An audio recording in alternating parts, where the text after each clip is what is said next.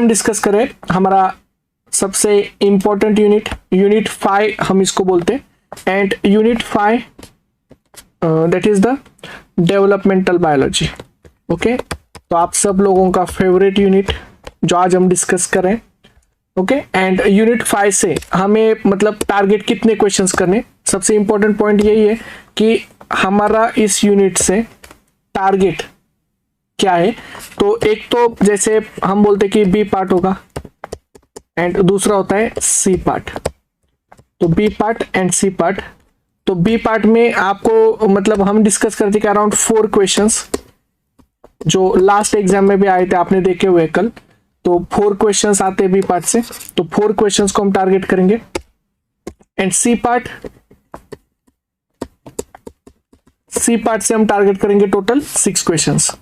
Okay, तो total developmental biology के 6 मतलब ईच यूनिट के 6 क्वेश्चन आते हैं वैसे।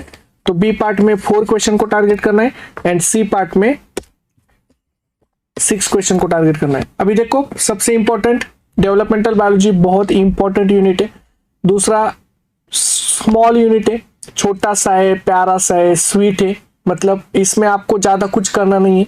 जितना हम क्लास में पढ़ेंगे कंसेप्चुअल है पूरा, जितना क्लास में पढ़ेंगे एंड क्लास के अगर नोट्स आप अच्छे से बना लेते हो, उसको अच्छे से अंडरस्टैंड करते हो एंड प्रीवियस ईयर क्वेश्चन को अच्छे से अंडरस्टैंड करते हो ना, तो मैं आपको बोलता हूं कि इस यूनिट से आप जितने भी क्वेश्चंस आप कर सकते हो, मतलब मिनिमम मैं आपको बोलता हूं 3 क्वेश्चन एनी स्टूडेंट कर सकता है, बट मैक्सिमम जैसे इस बार 4 क्वेश्चन 5 क्वेश्चन स्टूडेंट ने अटेम्प्ट किए, तो स्कोरिंग यूनिट है। अगर आपको अच्छे से डेवलपमेंटल बायोलॉजी आता है तो आप सभी क्वेश्चंस को भी अटेम्प्ट कर सकते हो, इतना अच्छा यूनिट है एंड इसलिए स्कोरिंग टॉपिक है, तो आपको उसको अच्छे से करना है। और करना क्या है, मैं सिर्फ 2 ही चीजें बताऊंगा। जो हम क्लास में पढ़ेंगे वो नोट्स आपके पास होने चाहिए, आपने वो नोट्स अच्छे से लिखने, उसको अच्छे से अंडरस्टैंड करना है, तो नोट्स आपके पास होना चाहिए। एंड दूसरा previous year question practice, daily के डेली क्वेश्चंस की प्रैक्टिस करनी है। ओके, एंड डेली के डेली क्वेश्चंस कैसे प्रैक्टिस करने हैं, तो डेली के आपके जो भी टॉपिक्स हुए उन सारे क्वेश्चंस को भी सॉल्व करो, प्लस आगे कौन से टॉपिक होने वाले हैं उसके क्वेश्चंस क्या क्या है वो भी सॉल्व करो। ओके, तो आपको क्या करना है, question practice plus notes revision continuous करना है।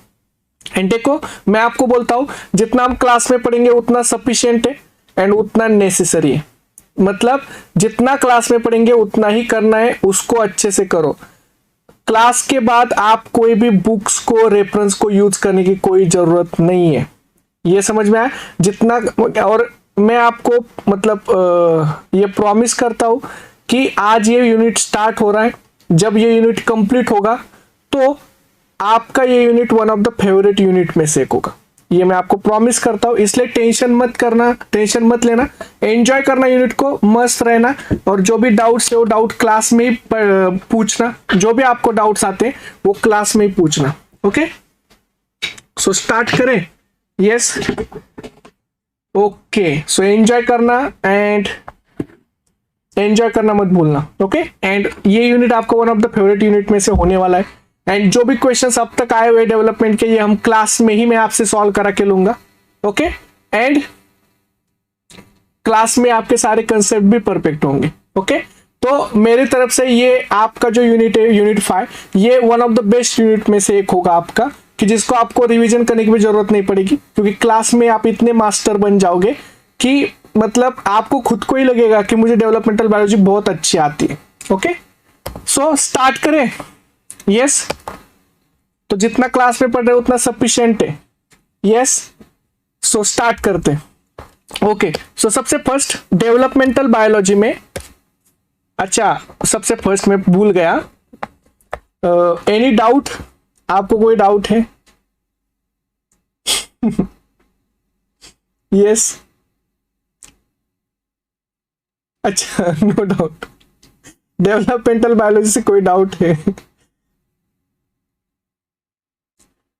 अच्छा नहीं है। ओके, अभी ये जो आपके आंसर ये जो आपके आंसर है ना कि हमें कोई डाउट नहीं है। ओके, सेम मैं डेवलपमेंटल बायोलॉजी कंप्लीट होने के बाद भी पूछूंगा सेम क्वेश्चन, आप याद रखना, ये नोट करके रखना मैंने कौन सा क्वेश्चन बताया था। ओके, सो स्टार्ट करते हैं नाउ। नहीं, हम तो पुणे से, गुजरात से नहीं, पुणे से। ओके, सो स्टार्ट करते नाउ। देखो डेवलपमेंट, अभी हम ये बोलते हैं ना कि development means what. So what is development? तो डेवलपमेंटल बायोलॉजी में सबसे फर्स्ट क्या डेवलपमेंट क्या होती है?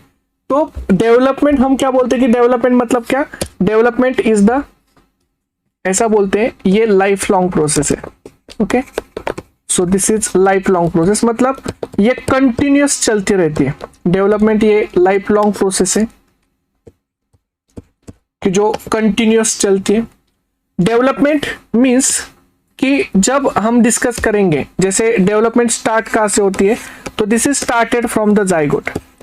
डेवलपमेंट जाइगोट से स्टार्ट होते हैं। एंड जाइगोट कब बनता है? तो हम बोलते हैं कि जाइगोट जब स्पर्म एंड एग इंटरेक्ट होगा, तो स्पर्म एंड एग इंटरेक्ट होने के बाद जाइगोट फॉर्मेशन होगा। ओके, तो इसे फर्टिलाइजेशन बोलते हैं। एंड फर्टिलाइजेशन होने के बाद ये जाइगोट आगे एंटर होगा डेवलपमेंट में। तो initiation of development it is started from zygote. And zygote के बाद क्लीवेज होगा, जो हम आगे जाके देखेंगे, बहुत सारे डिविजन्स होते।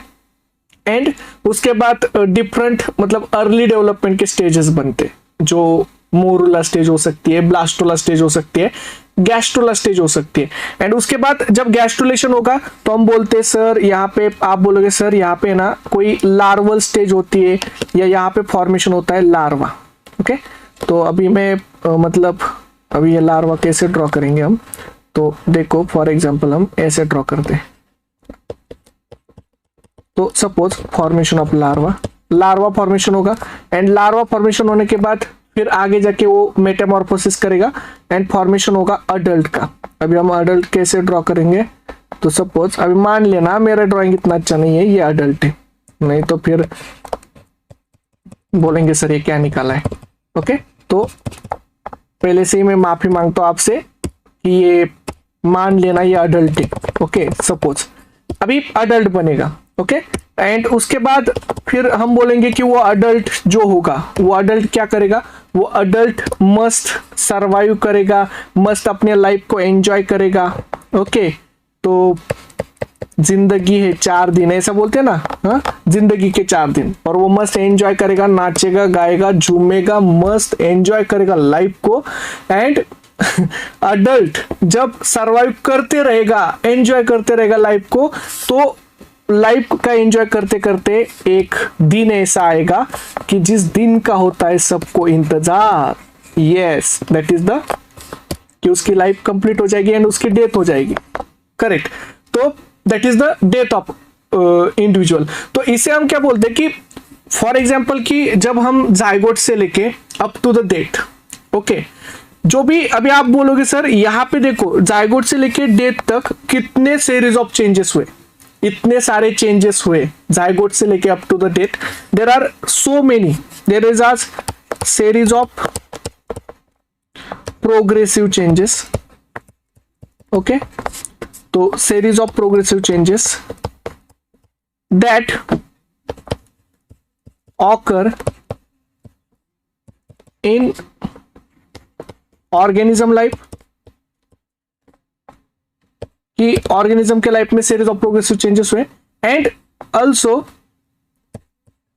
And that characterize life of organism.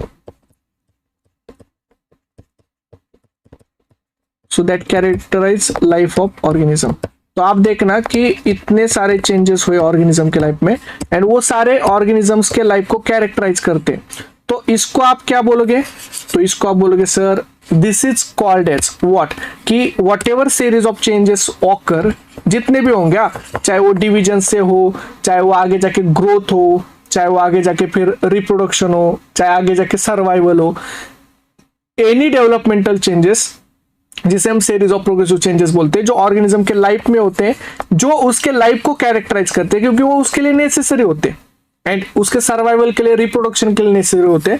That all changes they are called as what, so they are called as development. तो इसे हम बोलते हैं, हाँ, this is the development. Correct. तो these are the developmental changes और इसे ही हम डेवलपमेंट बोलते हैं। तो सिंपल डेफिनेशन में इतना ही बोलूंगा कि from zygote up to the death, zygote से लेकर डेथ तक जो भी चेंजेस होते हैं, जो भी चेंजेस देखे जाते हैं, that is called as the development. ये समझ में आपको? यस। नाउ अभी आप बोलोगे सर ये जो डेवलपमेंट होती है, ये डेवलपमेंट हम कौन से ऑर्गेनिज्म में देखने वाले हैं? Yes, so this is called as the development. Okay, now आप बोलोगे सर यस कि ये हुआ डेवलपमेंट। नाउ आप बोलोगे सर अभी ये डेवलपमेंट जो है, ये डेवलपमेंट हम कौन से ऑर्गेनिज्म में देखेंगे? तो डेवलपमेंट जो होगी, जो हमारा टारगेट है डेवलपमेंट को देखने का, ये हम डिफरेंट ऑर्गेनिज्म में देखेंगे। जैसे मेजर जो 2 ऑर्गेनिज्म है जो हम डिस्कस करेंगे, and this is called as the, इसे हम क्या बोलते हैं? एक होती है प्लांट डेवलपमेंट एंड एक होती है animal development. So one is animal development and दूसरी होती है प्लांट डेवलपमेंट।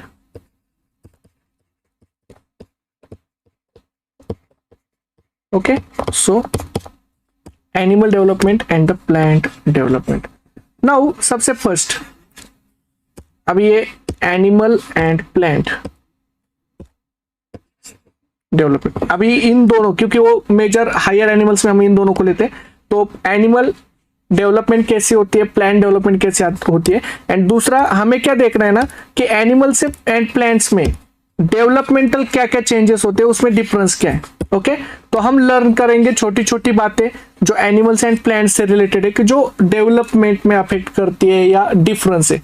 ओके, नाउ अभी सबसे फर्स्ट तो एनिमल डेवलपमेंट में सबसे, जैसे हम देखते हैं कि जो ऑर्गेनिजम्स का डेवलपमेंट है, यहाँ पे हम मॉडल ऑर्गेनिज्म की बात करेंगे, जैसे सी एलिगेंस की। मेजरली जो मॉडल ऑर्गेनिज्म हम सी एलिगेंस करके लेते हैं, एंड यहाँ पे हम बात करेंगे प्लांट्स में। तो प्लांट्स में किसकी बात करेंगे? तो प्लांट्स में हम बात करेंगे एराप्टोप्सिस की, एराप्टोप्सिस की हम बात करेंगे।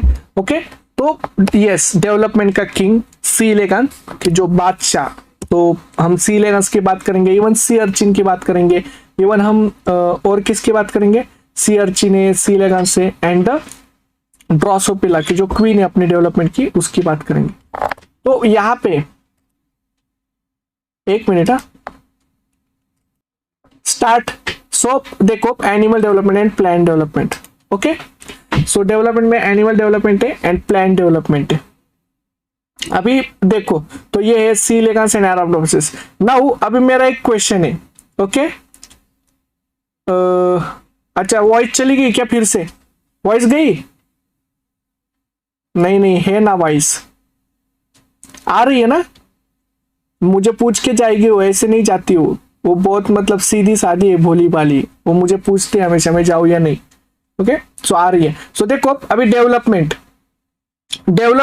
अभी देखो, डेवलपमेंट में एनिमल डेवलपमेंट, प्लांट डेवलपमेंट हमें डिस्कस करनी है। ओके, अभी मेरा आपसे एक क्वेश्चन है, जेन्युइन क्वेश्चन है, मेरे क्वेश्चन का आंसर देना कि आपको सबसे पहले किसका डेवलपमेंट पढ़ना है, प्लांट और एनिमल डेवलपमेंट?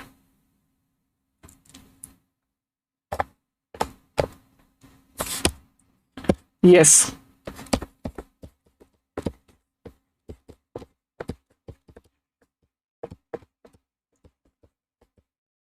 तो सबसे फर्स्ट अच्छा एनिमल डेवलपमेंट पढ़ना है। ओके, कुछ प्लांट लवर्स भी है, कुछ एनिमल लवर्स भी है, अच्छी बात है।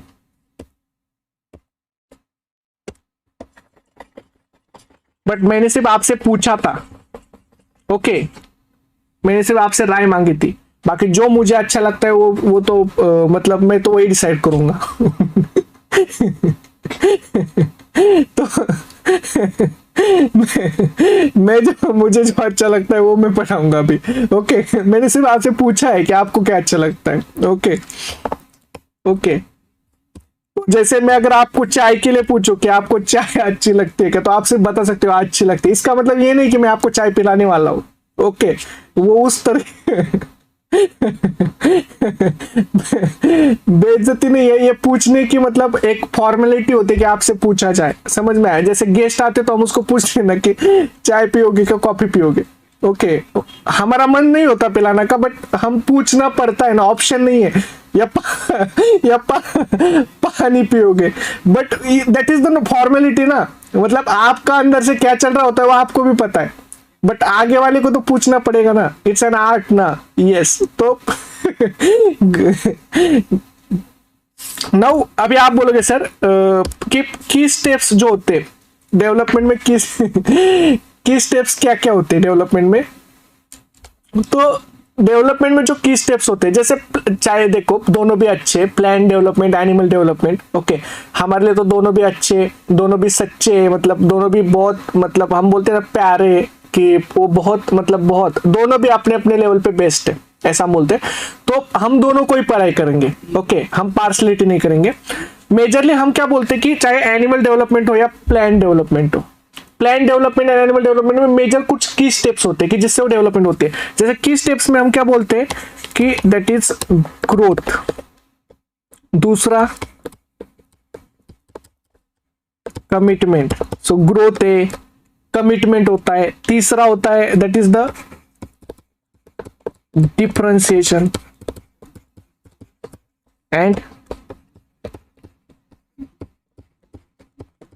मॉर्फोजेनेसिस। मतलब चार जो मेजर की स्टेप्स है कि जो हम डेवलपमेंट में देखते हैं, ग्रोथ होती है, कमिटमेंट होती है, डिफरेंशिएशन होता है एंड मॉर्फोजेनेसिस होता है।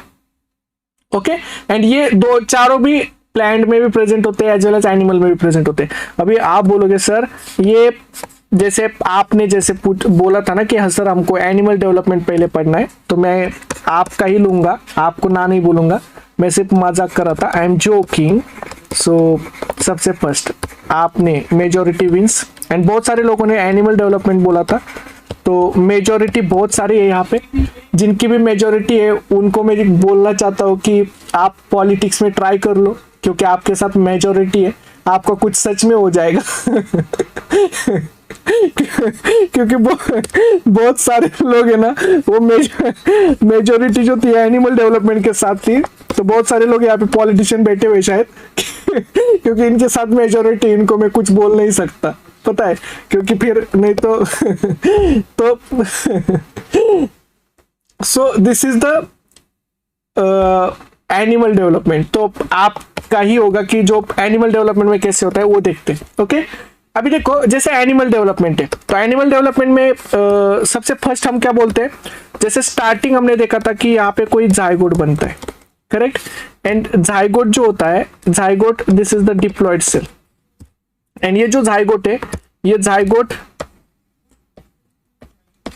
जब स्पर्म एंड एक फ्यूजन होगा, फर्टिलाइजेशन होगा, तो फर्टिलाइजेशन होने के बाद जाइगोट बनेगा। अब ये जाइगोट क्या करता है, zygote it will enter into the cleavage, correct, तो ये क्लीवेज में एंटर होता है, एंड क्लीवेज मतलब डिवीजन सा, माइटोसिस में एंटर होता है। यहाँ पे आप देखना कि जाइगोट के बाद 2 सेल स्टेज बनेगी, सो 2 सेल्स, एंड ये जो 2 सेल्स होते हैं इसे 2 एंड ब्लास्टोमियर बोलते हैं, मतलब क्लीवेज के बाद जो भी सेल बनते हैं ना, एक सेल बनी तो एक ब्लास्टोमियर, 2 सेल बनी तो 2 ब्लास्टोमियर, 4 सेल बनी तो 4 ब्लास्टोमियर। इस ब्लास्टोमियर से जो लूजली एसोसिएटेड सेल्स का मास बनता है, जब भी लूजली एसोसिएटेड सेल्स का मास बनता है, इस स्टेज को हम बोलते हैं, हाँ ये स्टेज जो है वो मोरुला स्टेज है। मोरुला मतलब लूजली एसोसिएटेड सेल्स मास, मतलब ये अर्ली स्टेज है, जो मोरुला स्टेज होते हैं जिसमें लूजली एसोसिएटेड सेल्स होते हैं। अभी देखो ये जो लूजली एसोसिएटेड सेल्स है, आगे जाके ये क्या करते पता है, आगे जाके ये मेजर रोल प्ले करते, दैट इज आगे जाके इनमें से कुछ सेल्स फ्लूइड सीक्रेट करना स्टार्ट कर देते हैं and formation of the stage, इसे हम बोलते हैं ब्लास्टोला स्टेज, इसे हम ब्लास्टोला स्टेज बोलते हैं। एंड ब्लास्टोला मतलब इस ब्लास्टो में क्या होता है, फ्लूइड फील्ड कैविटी होती है, मतलब कुछ सेल्स जो है वो फ्लूइड सिक्रेट करते हैं जिसे हम बोलते हैं blastocoel cavity.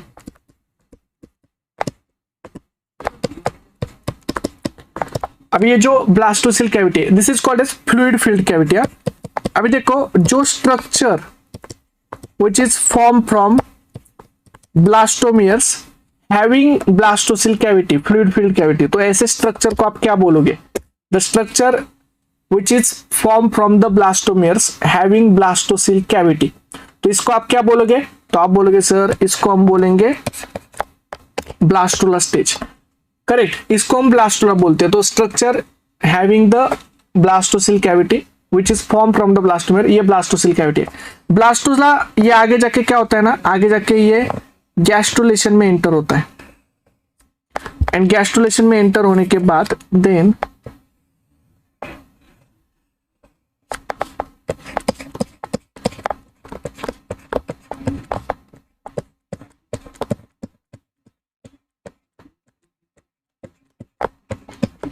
so it enter into the gastrulation, and gastrulation में enter होने के बाद here this is the outer germ layer, gastrulation में there is the different germ layers formation होते हैं, this is the middle germ layer and this is the inner germ layer। तो यहाँ पे क्या होता है ना कि 3 germ layers बनते हैं। अगर ट्रिप्लोप्लास्टिक ऑर्गेनिज्म है तो यहाँ पे फॉर्मेशन होता है एक्टोडर्म, यहाँ पे फॉर्मेशन होता है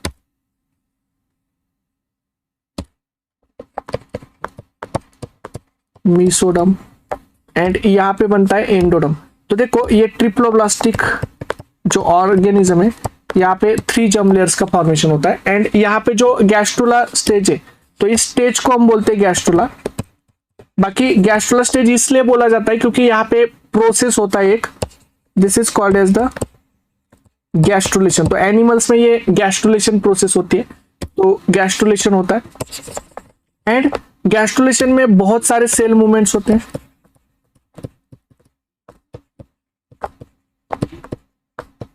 सो massive amount of cell movements that occur in the gastrulation, and जैसे ही गैस्ट्रुला बनता है तो गैस्ट्रुला आगे जाके क्या करता है, गैस्ट्रुला आगे जाके इट कन्वर्ट इनटू प्लूटस लार्वे, मतलब it form the larva.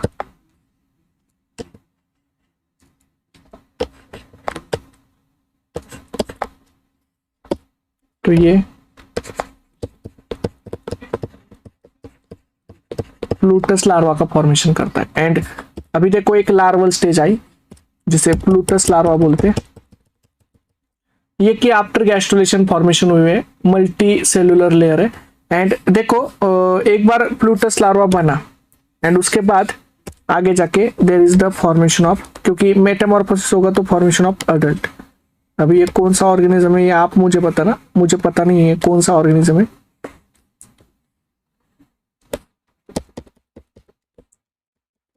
Yes,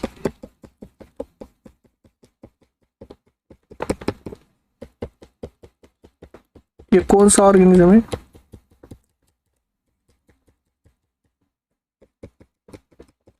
तो this is the echinodermata, correct, echinodermata, and इसको क्या बोलते हैं? तो इसको बोलते हैं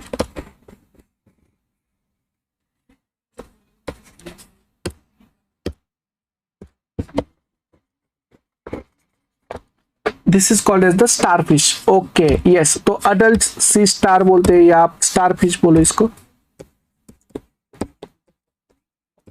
तो इसे हम स्टारफिश बोलते हैं। अभी देखो, अब ये स्टारफिश ऑब्वियसली अभी ये अडल्ट बना, ये अडल्ट स्टारफिश क्या करेगा, ये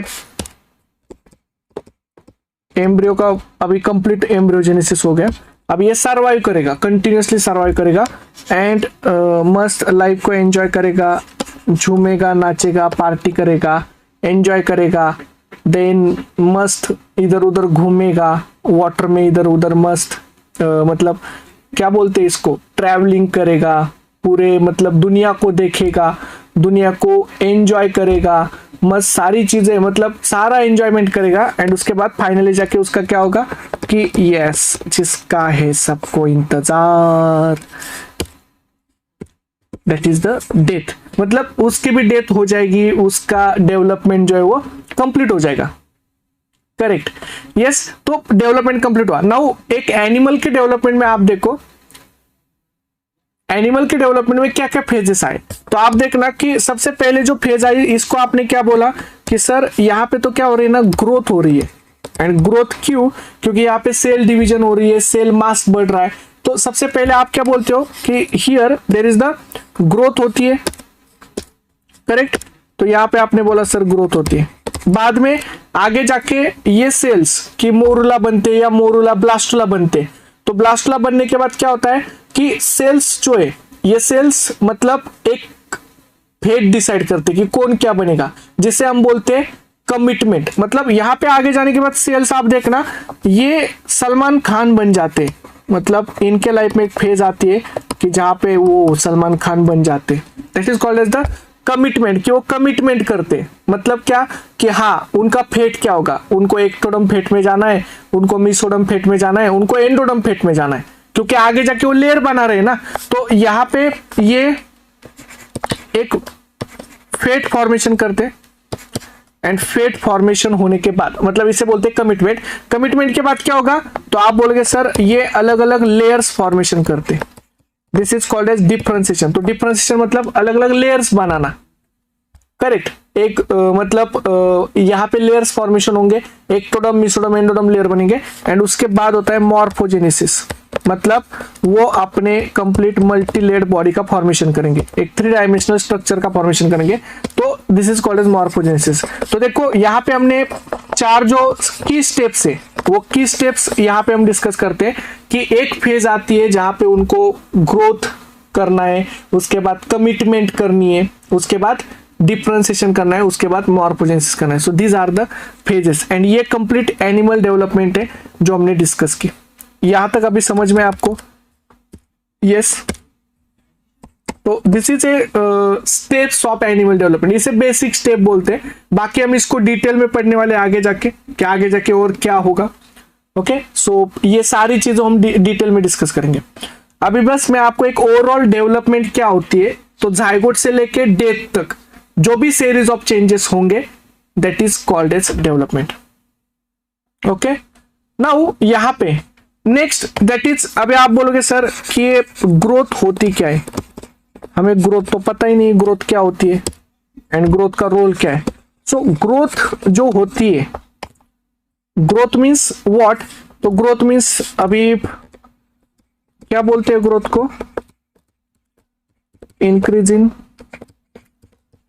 सेल साइज, सेल मास। जब सेल्स की साइज इंक्रीज होना, सेल्स का मास इंक्रीज होना, कंटिन्यूसली अगर इंक्रीज हो रहा है तो आप बोलोगे यस सर वहां पे ग्रोथ हो रही है। तो ग्रोथ में अगर सेल साइज बढ़ानी है, सेल्स का मास बढ़ाना है, तो ग्रोथ कैसे करोगे फिर? तो ग्रोथ में क्या होता है पता है, ग्रोथ जो करनी है इसमें होता है एक तो सेल डिवीजन,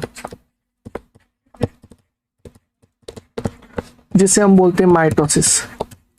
तो सेल डिवीजन करना है तो यहां पे होगा माइटोसिस, एंड दूसरा होगा cell elongation. And cell elongation मतलब क्या, तो यहां पे आप एनलार्जमेंट बोल सकते हो सेल्स की। सो एनलार्जमेंट ऑफ द सेल्स, तो एनलार्जमेंट, सेल डिवीजन होगा, सेल इलोंगेशन होगा, एनलार्जमेंट होगा। नाउ सी, सबसे फर्स्ट मैं आपको यही बोलूंगा कि ग्रोथ अगर होगी तो ग्रोथ में चाहे वो सेल डिवीजन हो या चाहे इलोंगेशन हो या दोनों प्रोसेस हो, दोनों से भी आपको ग्रोथ देखने को मिलेगी। याद इतना ही रखना है कि कोई एक सेल है, ये सेल डिवाइड होगी तो 2 सेल्स बनेंगे,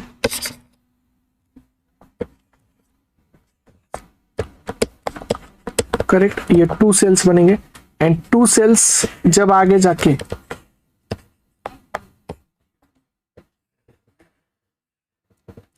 एनलार्जमेंट करेंगे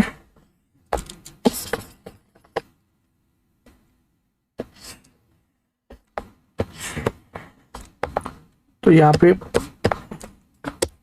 2 बड़े सेल्स फॉर्मेशन होंगे, तो एनलार्जमेंट होगा। तो देखो ये एक सेल जब 2 सेल्स में कन्वर्ट होती है, जब एक सेल दो सेल्स में कन्वर्ट होती है तो this is called as the mitosis,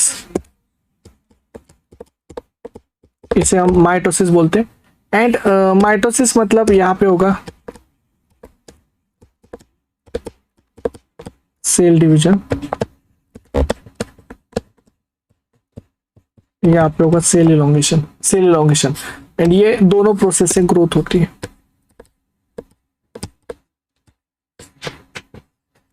तो यहाँ पे क्या होता है, ये दोनों प्रोसेस मतलब ये भी प्रोसेस होती है एंड ये भी प्रोसेस होती है।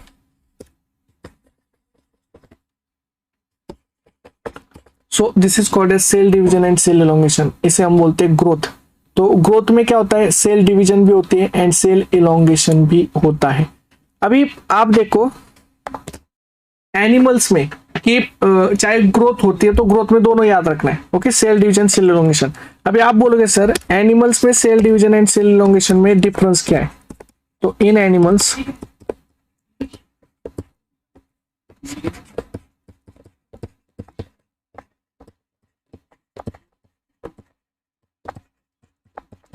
जो अर्ली डेवलपमेंट होता है,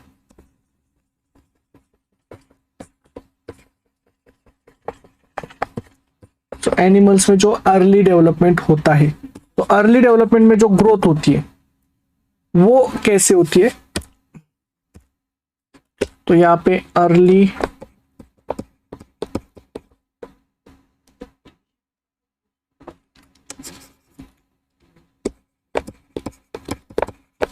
रैपिड सेल डिवीजन होती है। अर्ली क्या होता है, रैपिड सेल डिवीजन होती है। एंड रैपिड सेल डिवीजन मतलब यहाँ पे आपको मिलेगा रिपीटेड माइटोटिक डिविजन्स होते हैं, रिपीटेड माइटोटिक डिविजन्स होते हैं। एंड ये जो रिपीटेड माइटोटिक डिविजन्स है ये क्यों, क्योंकि यहाँ पे फास्ट माइटोसिस होती है।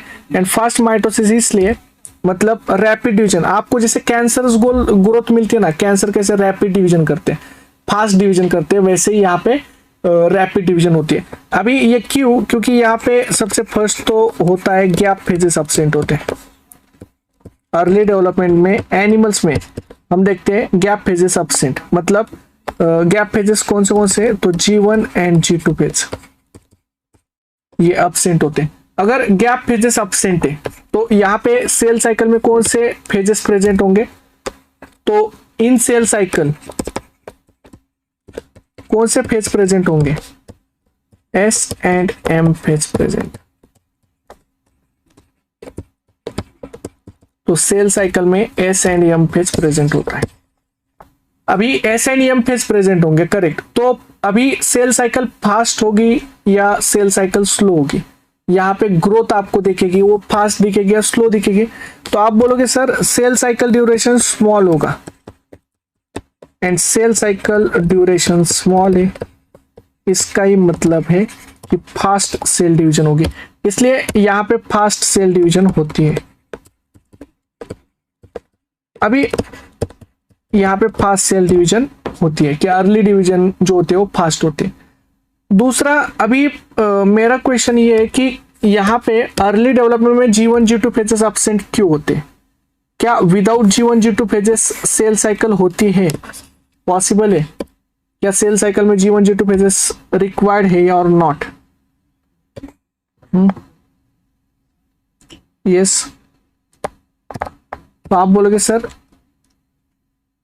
सेल साइकिल में G1 G2 फेजेस रिक्वायर्ड है, यस। तो रिक्वायर्ड है, यस, आप सबका मतलब आंसर अगर रिक्वायर्ड है, ओके। तो मेरा क्वेश्चन ये है, तो फिर यहाँ पे G1 G2 फेजेस एब्सेंट कैसे, यहाँ पे G1 G2 का काम कौन कर रहा है फिर, क्योंकि G1 G2 नहीं है तो सेल साइकिल नहीं होगी, करेक्ट, क्योंकि वो ज्यादा टाइम लेते हैं, G1 G2 ज्यादा टाइम लेते हैं, बट यहाँ पे G1 G2 नहीं है फिर भी सेल साइकिल हो रही है, तो यहाँ पे G1 G2 का काम कौन कर रहा है। तो वैसे G1 G2 में होता क्या है, यस। तो आप बोलोगे सर ये जो एनिमल्स के एग होते हैं ना, ये लार्ज साइज होते हैं मोस्टली, एंड ये जो एनिमल्स के एग होते हैं यहाँ पे सबसे ज्यादा योक, करेक्ट मलंचा, वेरी गुड। मतलब यहाँ पे एग जो होते हैं जैसे बर्ड से रेप्टाइल से। तो इनमें G1 G2 का काम कौन करते हैं? तो G1 G2 का काम करता है योक। मतलब पहले से योक इतना ज्यादा होता है एनिमल्स में, तो ये योक जो होता है ये योक मेजर रोल प्ले करता है। एंड इसलिए योक अगर प्रेजेंट है तो G1 G2 अब्सेंट हुआ तो भी चलेगा, क्योंकि योक में वो सारे प्रोटीन होते हैं जो एम्ब्रियो डेवलपमेंट के लिए नेसेसरी होते हैं। तो यहाँ पे योक होता है, वो योक जब तक प्रेजेंट है तब तक G1 G2 अब्सेंट होते हैं। ओके, क्योंकि G1 G2 में भी तो प्रोटीन सिंथेसाइज होंगे एंड वो प्रोटीन ही क्लीवेज में काम करेंगे, डिवीजन में काम करेंगे। तो G1 G2 लाओगे तो सेल डिवीजन स्लो हो जाएगी, क्योंकि G1 G2 को बहुत ज्यादा टाइम लगता है। एंड अगर G1 G2 हटाओगे तो सेल डिवीजन बहुत फास्ट होगी। तो अगर G1 G2 को हटाना है तो आपको क्या करना पड़ेगा? G1 G2 में जो प्रोटीन बनते थे उसको पहले से ही एग को देना पड़ेगा। एंड ये जो एग में जो योक होता है उस योक में ये प्रोटीन प्रेजेंट होते हैं। एंड इसीलिए यहां पे हम क्या बोलते हैं कि योक सपोर्ट अर्ली डेवलपमेंट। तो अर्ली डेवलपमेंट को योक सपोर्ट करता है। एंड इसलिए जब तक योक है तब तक G1 G2 एब्सेंट होंगे एंड तब तक फास्ट सेल डिवीजन होगा। इवन अर्ली डेवलपमेंट में cell elongation is also absent. Animals में क्या होता है? अर्ली डेवलपमेंट में सेल इलोंगेशन एब्सेंट होता है। तो सेल डिवीजन में G1 G2 एब्सेंट होते हैं, SNEM फेज होते हैं एंड सेल इलोंगेशन भी एब्सेंट होता है। उसके बाद there is the cell size. Cell size, अगर ओनली सेल डिवीजन हो रही है तो सेल डिवीजन होगी तो सेल साइज के ऊपर क्या इफेक्ट होगा? सेल साइज में क्या चेंजेस आएंगे अगर ओनली सेल डिवीजन होगी? तो आप बोलोगे सर सेल डिवीजन अगर होगी तो और इलोंगेशन नहीं हो रहा है, इसका मतलब जो भी सेल्स हैं उनकी साइज क्या होती चली जाएगी?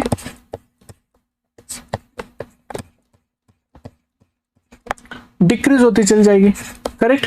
तो cell size is decreases. Now आप देखो ये सेल साइज डिक्रीज हो रही है, क्यों? क्योंकि ओनली सेल डिवीजन हो रहा है एंड सेल डिवीजन हो रहा है मतलब साइटोप्लाज्म डिवाइड हो रहा है एंड साइटोप्लाज्म डिवाइड हो रहा है मतलब सेल की साइज डिक्रीज होती चल जाती है। तो एक तो चीज आपको समझ में आई कि जब अर्ली डेवलपमेंट में एनिमल सेल होती है तो G1 G2 एब्सेंट होते हैं, सेल इलोंगेशन एब्सेंट होता है, सेल साइज जो होती है वो डिक्रीज होते हैं। नाउ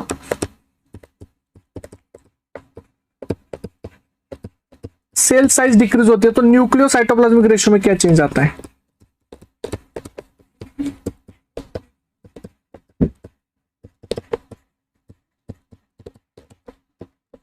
न्यूक्लियोसाइटोप्लाज्मिक रेशियो में क्या चेंज आता है? तो न्यूक्लियोसाइटोप्लाज्मिक रेशियो में जो चेंज आता है दैट इज द ये इंक्रीज होगा। सो न्यूक्लियोसाइटोप्लाज्मिक रेशियो क्या होता है? इंक्रीज होता है। एंड इंक्रीज होता है मतलब क्या? तो आप देखना यहां पे न्यूक्लियस बाय साइटोप्लाज्म,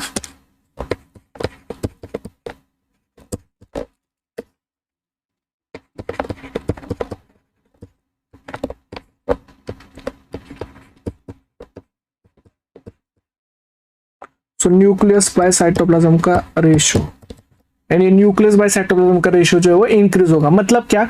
देखो फॉर एग्जांपल मैं आपको बताता हूँ, देखो ये वाली सेल, देखो बड़ी वाली सेल है, ये छोटे वाले दो सेल्स है एंड उसके बाद छोटे वाले, पहले सेल्स का न्यूक्लियोसाइटोप्लाज्म रेशियो क्या होगा? तो आप बोलोगे सर पहले सेल्स में 100% न्यूक्लियस है, न्यूक्लियस सेम ही रहेगा, साइटोप्लाज्म में 100% है। अगर न्यूक्लियस बाय साइटोप्लाज्म 100% है तो रेशियो कितना आएगा? तो रेशियो 100/100 का 1 ही आएगा। ओके, दूसरे सेल में क्या हो रहा है? तो दूसरे सेल में आप बोलोगे सर न्यूक्लियस तो हमेशा सेम ही दिया जाता है, माइटोसिस में न्यूक्लियस सेम ही जाता है, बट साइटोप्लाज्म 50% आ रहा है क्योंकि साइटोप्लाज्म डिक्रीज हो रहा है। तो रेशियो में क्या चेंज आ रहा है? तो आप बोलोगे सर रेशियो बढ़ रहा है। सेकेंड, दो ऑप्शन आएगा, दो आंसर आएगा। यहाँ पे न्यूक्लियस बाय साइटोप्लाज्म क्या है? तो यहाँ पे आप बोलोगे सर 100%, न्यूक्लियस तो हमेशा सेम ही रहेगा, बट साइटोप्लाज्म कितना आ रहा है? तो 4 सेल स्टेज में साइटोप्लाज्म और डिक्रीज हो रहा है, मतलब 25% हो रहा है। तो 25/100 कितना होगा? 4। तो अभी जैसे अगर आप देखो तो कंटिन्यूअसली आपको न्यूक्लियस बाय साइटोप्लाज्म के रेशियो में क्या चेंज आ रहा है? क्या चेंज आ रहा है? तो आप बोलोगे सर वो तो इंक्रीज हो रहा है, इंक्रीज हो रहा है ना? यस, करेक्ट निर्भय कि न्यूक्लियस सेम रह रहा है बट साइटोप्लाज्म डिक्रीज हो रहा है। Very good. तो इसीलिए यहां पे न्यूक्लियस टू साइटोप्लाज्मिक रेशियो क्या होता है, वो इंक्रीज होता है, बट सेल साइज जो है वो डिक्रीजेस। बस इतना याद रखो, ये समझ में आया आपको? यस। तो cell size decreases but nucleus cytoplasmic ratio जो है वो इंक्रीज होगा। ओके, नाउ अभी यहां पे so this is called as the nucleocytoplasmic ratio. अभी दूसरा अगर हम ये देखें ना कि ये जैसे हम बोल रहे हैं कि अर्ली डेवलपमेंट में आप बोल रहे हो, जैसे आप बोलोगे कि सर रैपिड सेल डिवीजन होती है, दूसरा G1 G2 absent होते हैं। ओके, G1 G2 नहीं रहेंगे क्योंकि योग प्रेजेंट है, तो योग जब तक नहीं रहेगा तब तक G1 G2 नहीं रहेगा। अब ये G1 G2 का शिखा देखो, फॉर एग्जांपल मैं ऐसे समझाता हूं। अभी देखो फॉर एग्जांपल होता कैसे है कि G1 G2 में न्यू प्रोटीन सिंथेसाइज किए जाते हैं एंड वो प्रोटीन्स सिंथेसाइज करके वहां पे क्लीवेज किया जाता है, डिवीजन किया जाता है। तो एक्चुअल में सेल साइकिल में G1 G2 का रोल क्या है? तो G1 G2 का रोल है कि जो सेल साइकिल के लिए प्रोटीन्स रिक्वायर्ड होते हैं वो सारे प्रोटीन G1 G2 में सिंथेसाइज होते हैं, एंड इसलिए वो अगर प्रोटीन सिंथेसाइज करनी है तो जीन एक्सप्रेस करने पड़ेंगे। तो जनरली क्या होता है कि G1 G2 रखोगे सेल साइकिल में, तो नॉर्मल एनिमल सेल जो की सेल होती है वो 24 आवर्स की रहती है, मतलब सेल साइकिल 24 आवर्स तक चलेगी। मतलब 24 आवर्स की सेल साइकिल है तो एक डिवीजन करने के लिए कितना टाइम लगेगा? 24 आवर्स लगेंगे ना। तो उतना टाइम अपने पास नहीं है। हमें क्या करना है? मल्टी सेलुलर बॉडी का फॉर्मेशन विद इन मतलब कम टाइम में करना है, एंड कम टाइम में करना है तो हमें क्या करना पड़ेगा? G1 G2 को हटाना पड़ेगा।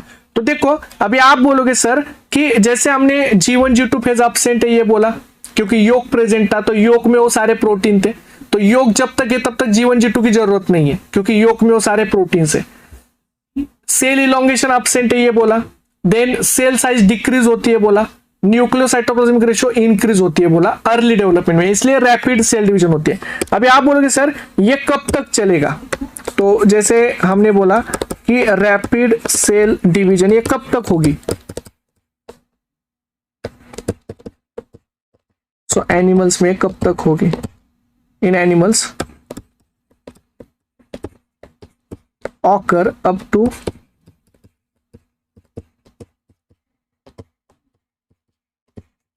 मिड ब्लास्टुला स्टेज, कि ये मिड ब्लास्टुला स्टेज तक होगी। मतलब मिड ब्लास्टुला स्टेज तक आपको बस इतना ही याद रखना है, 5 चीजें मैंने बताई। G1 and G2 phase absent होते हैं एनिमल्स में, क्या होता है? G1 G2 फेज एब्सेंट होता है। दूसरा यहाँ पे सेल इलोंगेशन एब्सेंट होता है। और आपको क्या याद रखना है? यहाँ पे cell size decreases, cell size decrease होती है। और there is the nucleocytoplasmic ratio increase होता है, एंड रैपिड सेल डिवीजन होती है। तो ये 5 चीजें से भी याद रखना कि रैपिड सेल डिवीजन होती है। तो ये 5 चीजें होती है जो अर्ली डेवलपमेंट में होती है। ये कब तक होगी? जब तक मिड ब्लास्टुला स्टेज नहीं आएगी। मतलब रैपिड सेल डिवीजन कब तक होगी? तब तक मिड ब्लास्टुला स्टेज नहीं आएगी। अभी आप बोलोगे सर ये मिड ब्लास्टुला स्टेज तक ही क्यों होती है? अगर रैपिड हो ही रही है तो हमेशा ही क्यों नहीं होती? कंप्लीट एम्ब्रियो डेवलपमेंट तक क्यों नहीं होती? मतलब पूरा एम्ब्रियोजेनेसिस में क्यों नहीं होती? तो अभी इसका आंसर ये है। तो आप मुझे बताओ क्या योग जो है वो हमेशा ही प्रेजेंट रहेगा या योग खत्म हो जाएगा? देखो जैसे मूर्तिका ने बोल दिया कि योग खत्म होगा, योग जो है वो योग क्या हो जाएगा? योग एग्जॉस्ट होगा। अगर योग एग्जॉस्ट होता है तो योग खत्म हो जाएगा। तो अभी अगर आपको सेल डिवीजन करनी है तो क्या करना पड़ेगा? तो अराउंड मिड ब्लास्टुला स्टेज तक क्या होता है पता है? मिड ब्लास्टुला स्टेज तक योग अगर खत्म हुआ ना तो क्या होगा पता है? मिड ब्लास्टुला स्टेज तक योग पूरा खत्म हो जाएगा। एंड अगर योग खत्म हुआ तो सेल डिवीजन करनी है, तो आप सेल डिवीजन कैसे करोगे फिर? हाँ, योग खत्म होने के बाद सेल डिवीजन करनी है तो G1 G2 अराइज होगा। करेक्ट श्रुति, तो आपको G1 G2 लाना पड़ेगा ना, क्योंकि प्रोटीन तो बनाने ही पड़ेंगे ना। अभी योग में जब तक प्रोटीन थे तब तक आपने जीन एक्सप्रेस नहीं किए। आपने G1 G2 को क्यों नहीं लाया था? क्योंकि योग में पहले से ही प्रोटीन थे। जैसे फॉर एग्जाम्पल मैं आपको बताता हूं, सपोज अभी आपको है ना, आपको जो स्टडी करनी है, आपको जो पढ़ाई करनी है, उस स्टडी के लिए, पढ़ाई के लिए आपको पैसे कौन दे रहा है? तो आपको पैसे कौन दे रहा है स्टडी के लिए? तो आपको दे रहे पेरेंट पैसे। ओके, एंड पेरेंट्स क्या कर रहे हैं? वो आपको पैसे दे रहे हैं। आप स्टूडेंट हो एंड आप स्टूडेंट क्या कर रहे हो? फिर आप पढ़ाई कर रहे हो, मतलब स्टडी कर रहे हो, मतलब आपको पैसे पेरेंट्स से आ रहे हैं, इसलिए आप काम नहीं करते। स्टूडेंट काम क्यों नहीं करते? स्टूडेंट खुद कमाते क्यों नहीं? स्टूडेंट अगर खुद कमा नहीं रहा है, इसका मतलब क्या है? उसको जो पैसे चाहिए थे वो उसके पेरेंट ने दिए होंगे, उसके पास पैसे आए होंगे, वो उसको पैसे ऑलरेडी मिल रहे हैं, रेडीमेड फॉर्म में मिल रहे हैं पेरेंट्स से, तो वो काम क्यों करेगा? और काम करने की जरूरत भी नहीं है ना, क्योंकि उसको रेडीमेड फॉर्म में पैसे आ रहे हैं।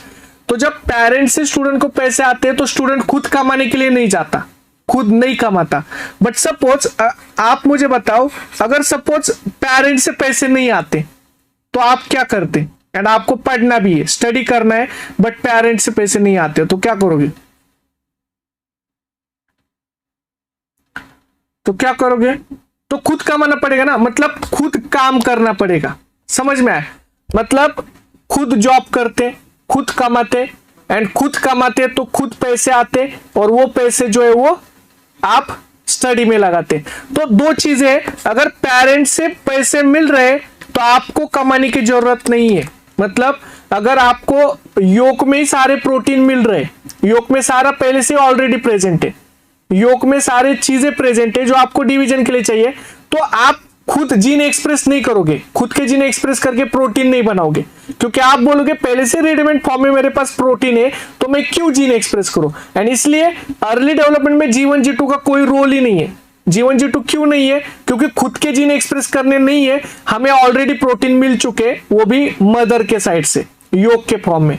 हाँ, अभी वो जो भी प्रोटीन थे या वो जो भी था वो मिड ब्लास्टोरा तक चला, मतलब वो स्टूडेंट को जो भी पैसे मिले थे पेरेंट्स से, उसने उसको क्या कर दिया? उसने उसको मस्त एंजॉय किया, मस्त पार्टी की, मस्त उड़ाया पैसों को, मस्त उसने, मतलब जो भी उसको पैसे मिले थे, चाहे वो पॉकेट मनी हो, चाहे वो स्कूल के लिए थे, उसने उसको क्या किया?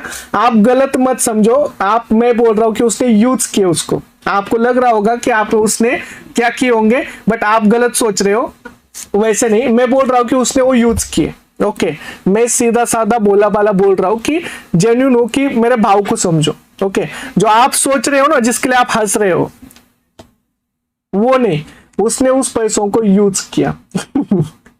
ओके, तो उसने उसको यूज किया। अभी यूज किया तो वो यूज कब तक करेगा? हाँ, यूज कब तक करेगा? उसको एक दिन अपने पैरों के ऊपर खड़ा तो रहना ही पड़ेगा ना।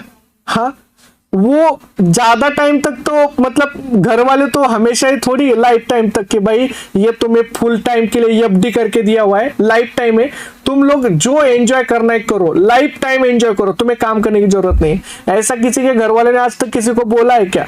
हाँ, ऐसा कोई लकी पर्सन है क्या, कि जो इंसान है कि जिसको घर वाले ने ये बोला है कि भाई तू टेंशन ही मत ले, तो लाइफ टाइम तक जितना पैसा चाहिए उतना इस बैंक में डाला हुआ है, तुम्हें जितना चाहिए उतना निकाल के ले, और कुछ कामा मत, कुछ मत कर, ऐसा तो कोई बोलता ही नहीं है वैसे। करेक्ट, क्यों? क्योंकि हमेशा उसको तो पैरों पे खड़ा होना चाहिए। इसलिए होता क्या है ना, देखो, होता ये है कि जब तक योग है तब तक सेम कंडीशन, कि जब तक योग है तब तक एक, मतलब जायगोट जो है अपने खुद के जीन एक्सप्रेस नहीं करेगा।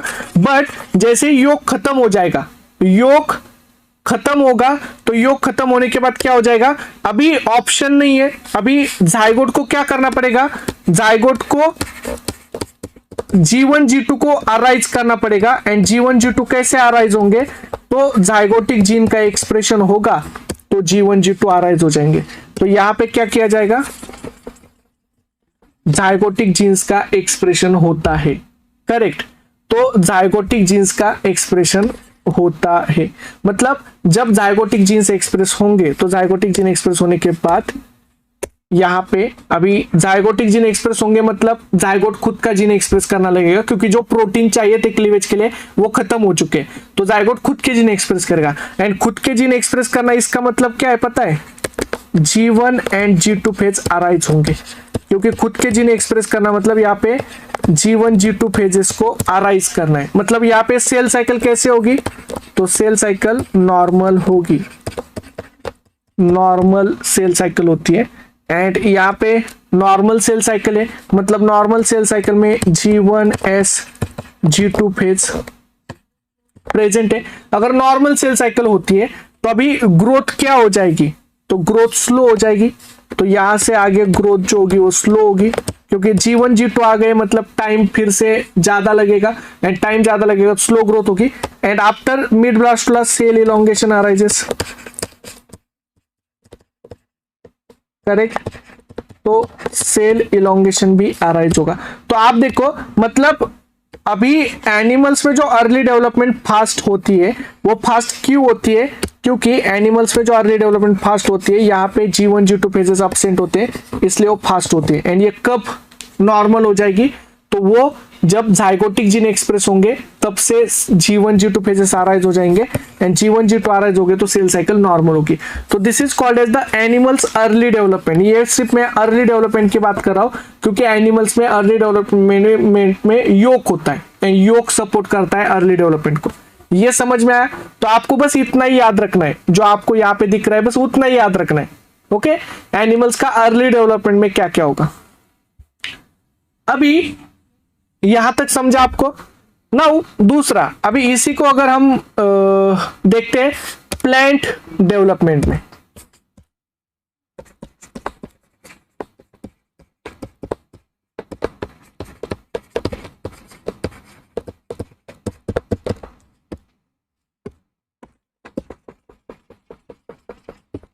प्लांट डेवलपमेंट, अभी देखो प्लांट डेवलपमेंट में क्या होता है।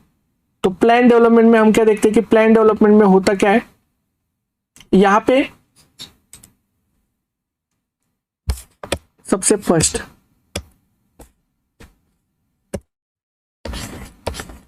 यहां पे भी फॉर्मेशन होगा जाइगोट, एंड जाइगोट में यहां पे there is the formation of zygote.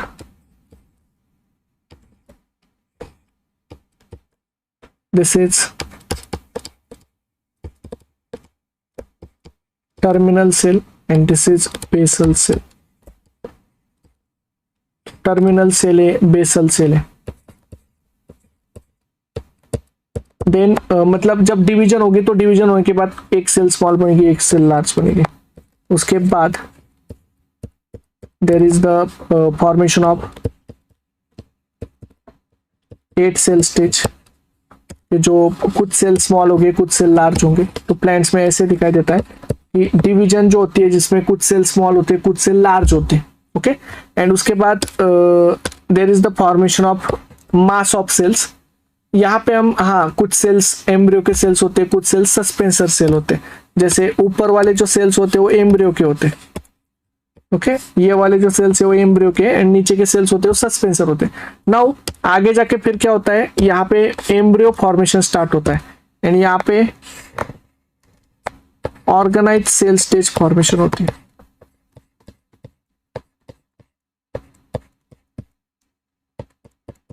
अब ये जो ऑर्गेनाइज्ड सेल स्टेज फॉर्मेशन होगी,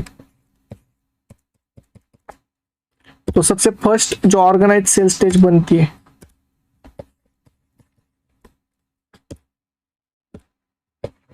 this is called as globular stage.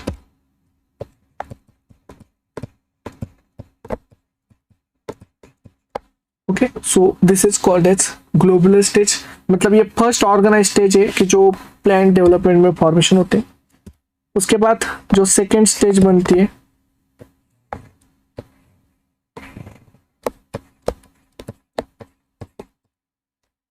This is called as the heart stage.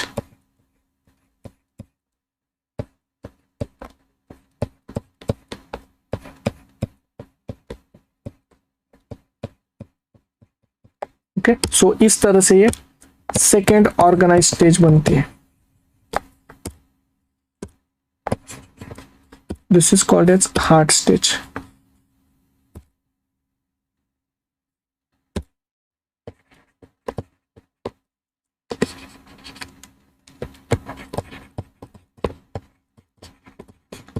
Then third organize stage बनती है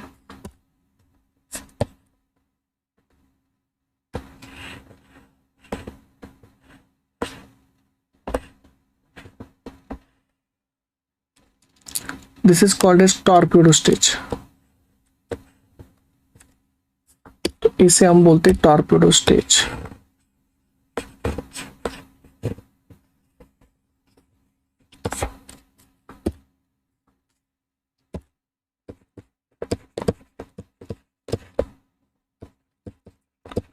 एंड ये जो टॉर्पेडो स्टेज होती है वो सीड्स में होती है. ओके, तो 3 स्टेज याद रखने, globular, heart and torpedo stage. And ये जो 3 स्टेज होते हैं वो ऑर्गेनाइज स्टेजेस होते हैं जो हम प्लांट डेवलपमेंट में देखते हैं.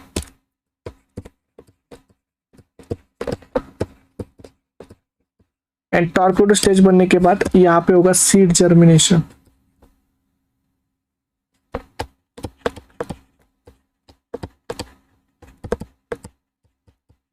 तो यहाँ पे सीड जर्मिनेशन होगा. एंड सीड जर्मिनेशन होने के बाद फिर आपको तो पता है कि सीडलिंग्स फॉर्मेशन होंगे. तो यहाँ पे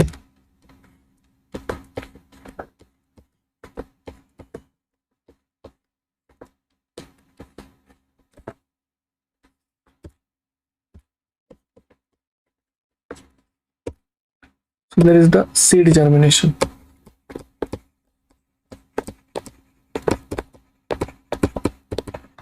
एंड एक बार सीड जर्मिनेशन हुआ तो सीड जर्मिनेशन के बाद यहाँ पे क्या होगा, there is the formation of adult plant. तो अडल्ट प्लांट बनेगा. अभी देखो अडल्ट प्लांट बना तो अडल्ट प्लांट सरवाइव करेगा, यहाँ पे भी सरवाइव करेगा अच्छे से. ये भी एंजॉय करेगा, मस्त हवा में झूमेगा, मस्त बारिश का एंजॉय लेगा, मस्त उसके साथ साथ क्या करेगा, फंड का एंजॉय करेगा, उसके साथ सारे सीजन्स को एंजॉय करेगा, फ्लावरिंग करेगा, फ्रूटिंग करेगा. और फाइनली जाके मतलब उसके भी क्या होगी, जिसका होगा सबका इंतजार, दैट इज प्लांट्स जो है वो उनकी फिर आगे जाके डेथ होगी. मतलब आप देखो फाइनली जाके क्या होता है कि चाहे वो आप एनिमल डेवलपमेंट देखो, प्लांट डेवलपमेंट देखो, की स्टेप्स में हमने क्या क्या बोला, की स्टेप्स में हमने क्या क्या बोला. तो एक तो सबसे फर्स्ट क्या होता है, तो हमने बोला कि यहाँ पे ग्रोथ होता है, करेक्ट. सो की स्टेप्स में हमने बोला प्लांट में भी देखो सेल डिवीजन होगी, सेल इलॉन्गेशन होगा, ग्रोथ होगी. ग्रोथ के बाद आगे जाके फिर क्योंकि कुछ सेल्स को स्टेम बनना पड़ेगा, कुछ सेल को लीफ बनना पड़ेगा, कुछ सेल्स को रूट बनना पड़ेगा. तो आगे जाके यहाँ पे होगा कमिटमेंट. उसके बाद आगे जाके यहाँ पे डिफरेंशिएशन होगा, मतलब अलग अलग सेल्स बनेंगे. एंड डिफरेंशिएशन के बाद भी मॉर्फोजेनेसिस होगा. मतलब चाहे वो प्लांट हो या एनिमल हो, आपको जो ग्रोथ दिखेगी, डेवलपमेंट दिखेगी, वो आपको सिमिलर दिखेगी कि यहाँ पे भी आपको ये की स्टेप्स मिलेंगे. एंड इस की स्टेप से प्लांट की डेवलपमेंट होती है, करेक्ट. तो this is the development of plant. अभी सिंपली अगर हम देखें कि प्लांट की डेवलपमेंट हो गई तो प्लांट्स में जो एंड एनिमल्स में डिफरेंस है, ग्रोथ जो प्लांट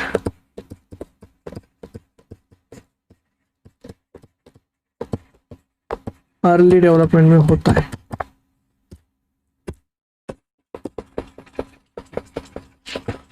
प्लांट अर्ली डेवलपमेंट में जो ग्रोथ होती है, तो ग्रोथ में क्या होता है, तो प्लांट अर्ली डेवलपमेंट में अगर ग्रोथ होगी, so this is called as slow growth.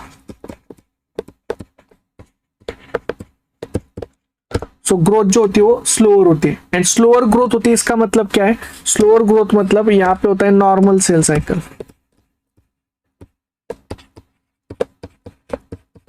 Normal cell cycle मतलब क्या, यहाँ पे G1S G2NEM फेज प्रेजेंट होते हैं. अभी आप मुझे बताओ G1S G2M जो फेज है, यहाँ पे G1 G2 फेजेस पहले से एरज होते हैं. अभी यहाँ पे पहले से G1 G2 phases arises QA. So from first cell stage G1 G2 Q arise. Yes, क्योंकि हम बोलते कि प्लांट्स में यहाँ पे योक नहीं होता, करेक्ट, मतलब प्लांट्स के जो एग होते हैं वो स्मॉल साइज होते हैं, यहाँ पे योक नहीं होता, एंड योक नहीं होता इसका मतलब क्या है, फ्रॉम फर्स्ट सेल स्टेज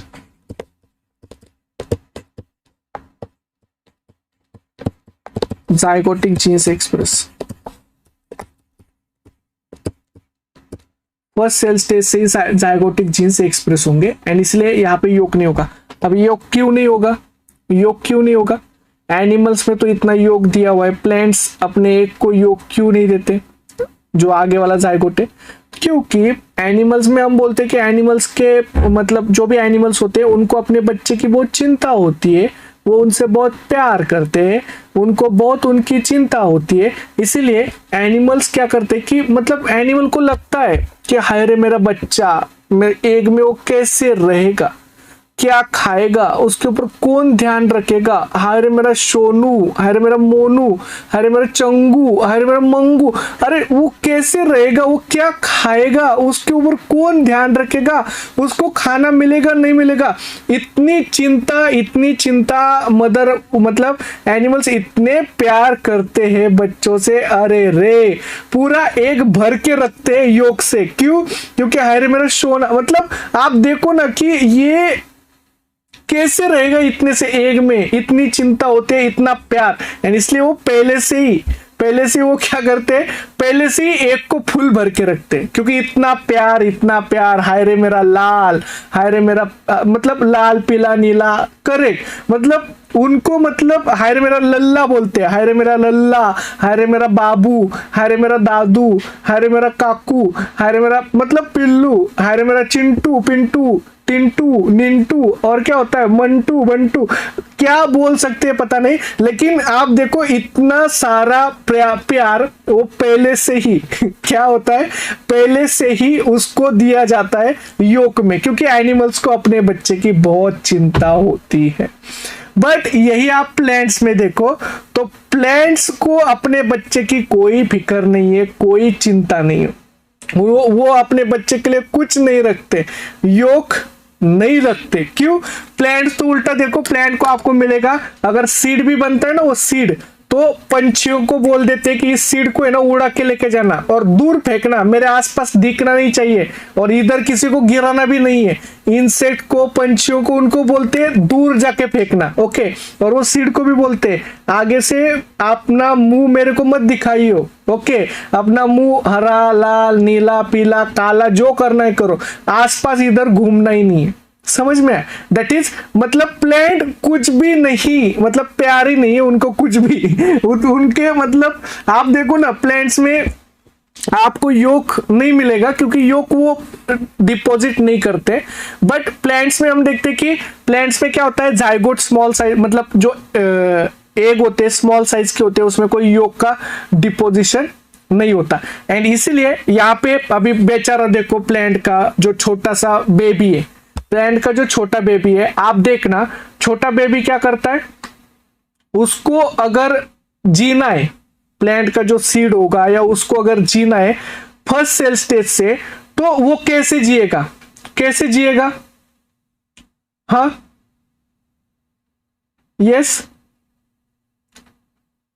कैसे जिएगा, तो आप बोलोगे सर वो कैसे जिएगा, तो वो क्योंकि माँ बाप का तो हाथ निकाल दिया, माँ बाप ने तो अपना सर के ऊपर से हाथ निकाल दिया, अभी उसको अगर जीना है तो कैसे जिएगा, तो आप बोलोगे सर उसको खुद को जीन एक्सप्रेस करने पड़ेंगे, उसको जाइगोट अगर आगे डिवाइड करना है और एम्ब्रियो बनाना है तो उसको खुद को क्या करना पड़ेगा, जीन एक्सप्रेस करना पड़ेगा, क्योंकि योक नहीं है, उसको G1 G2 पहले स्टेज से ही आरएस करना पड़ेगा ना, तो इसीलिए फ्रॉम फर्स्ट सेल स्टेज यहाँ पे जाइगोटिक जीन एक्सप्रेस होते हैं, एंड फर्स्ट सेल स्टेज से जाइगोटिक जीन एक्सप्रेस होंगे तो G1 G2 पहले से ही प्रेजेंट होंगे, एंड G1 G2 पहले से प्रेजेंट होंगे तो ग्रोथ फास्ट होगी या स्लो होगी, यस फास्ट होगी या स्लो होगी, तो प्लांट्स में आप देखना कि यहाँ पे नॉर्मल सेल साइकिल ड्यूरेशन होता है, एंड अगर नॉर्मल सेल साइकिल ड्यूरेशन है, so normal cell cycle duration है, तो नॉर्मल सेल साइकिल ड्यूरेशन की वजह से यहाँ पे आप देखना कि जो ग्रोथ होती है वो स्लो होती है। तो एज कंपेयर टू एनिमल्स के कंपेयर में हम क्या बोलते हैं, यहाँ पे ग्रोथ जो होती है वो ग्रोथ स्लो होती है। ये समझ में आया? यस। नाउ ग्रोथ, अभी आपने जैसे एनिमल्स में देखा था कि ग्रोथ जो होती है एनिमल्स में, ग्रोथ कैसे होती है, तो ग्रोथ जो होती है this is by two ways. Animals में जो ग्रोथ होती है वो रैपिड ग्रोथ होती है, बट ओनली क्लीवेज से होती है, डिवीजन से होती है, वहां पे इलोंगेशन नहीं होता। बट प्लांट्स में आपको दिखेगा यहाँ पे जो ग्रोथ होती है, एक होती है सेल डिवीजन से, सो सेल डिवीजन से भी ग्रोथ होती है एंड सेल इलोंगेशन से भी ग्रोथ होती है। मतलब ग्रोथ में दोनों भी होते हैं, cell division plus cell elongation. And now ये जो सेल डिवीजन सेल इलोंगेशन है वो कैसे होता है, तो देखो जाइगोट,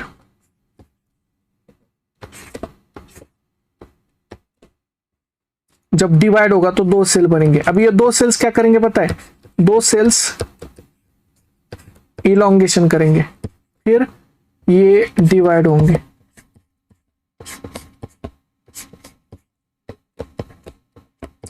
तो ग्रोथ जो होगी वो ग्रोथ सेल डिवीजन से होगी, सेल इलोंगेशन होगा, फिर सेल डिवीजन होगा। अभी उसके बाद मतलब अल्टरनेट होता है, पहले डिवाइड करेगी उसके बाद क्या करेगी, इलोंगेट होगी, तो उसके बाद फिर से ये जो एग्जिस्टिंग सेल्स है वो इलोंगेट करेंगे। तो प्लांट्स में बहुत इंपॉर्टेंट होता है कि cell division and cell elongation दोनों एक साथ होते हैं। ओके, तो पहले क्या होता है कि सेल डिवाइड करेगी, उसके बाद सेल इलोंगेट होगी, फिर एग्जिस्टिंग सेल डिवाइड और फिर इलोंगेट, एंड ये दोनों प्रोसेस साथ में होते हैं। इसलिए प्लांट्स में जो मल्टी सेलुलर बॉडी फॉर्मेशन होती है, इसमें cell division and cell elongation major role play करते हैं।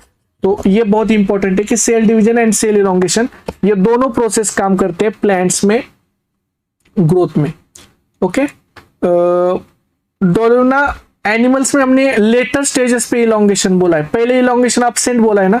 देखो यहाँ पे एनिमल्स में अर्ली डेवलपमेंट में अपसेंट बोला है, इलोंगेशन अपसेंट होता है अर्ली डेवलपमेंट में, बाद में वो अराइज हो जाता है जब वो मतलब मिड ब्लास्टोला के बाद जाता है। That is cell elongation arises after the mid blastula stage in animals. Okay, और यहाँ पे हम फर्स्ट सेल स्टेज से ही बोल रहे हैं कि फर्स्ट सेल स्टेज से cell division cell elongation cell division cell elongation present होता है। अभी सिंपल अगर हम यहाँ पे देखें तो यहाँ पे आपको देखने को मिलेगा कि प्लांट ग्रोथ स्लोली होती है, प्लांट में सेल डिवीजन सेल इलोंगेशन पहले से ही प्रेजेंट होता है, G1 G2 फेजेस भी पहले से ही प्रेजेंट होते हैं, एंड प्लांट्स की फिर आगे जाके फिर नॉर्मल डेवलपमेंट कंटिन्यूअसली होती चली जाती है। तो जनरली आपसे भी इतना याद रखना कि प्लांट्स में जो मॉर्फोजेनेसिस होगा, तो वैसे हम मॉर्फोजेनेसिस को भी डिस्कस करेंगे कि मॉर्फोजेनेसिस इन द प्लांट्स, इसमें मेजर रोल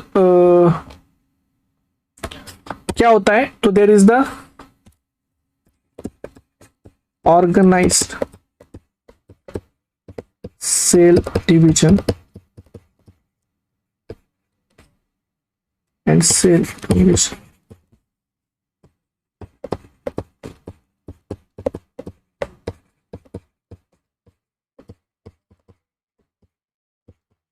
सो प्लांट्स में क्या होता है, organize cell division and cell elongation, that is called as the morphogenesis में मेजर रोल प्ले करता है।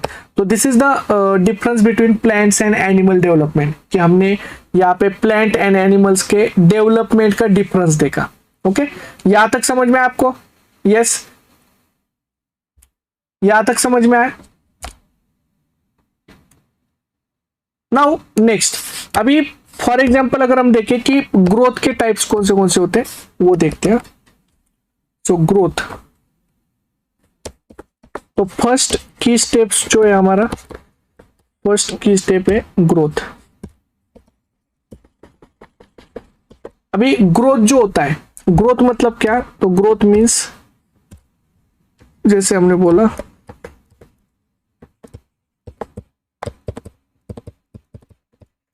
Cell division cell elongation. तो ग्रोथ मतलब क्या है, सेल डिवीजन होती है एंड सेल इलोंगेशन होती है, इसको हम ग्रोथ बोलते हैं। अभी यहाँ पे सबसे फर्स्ट होता है आइसोमेट्रिक ग्रोथ।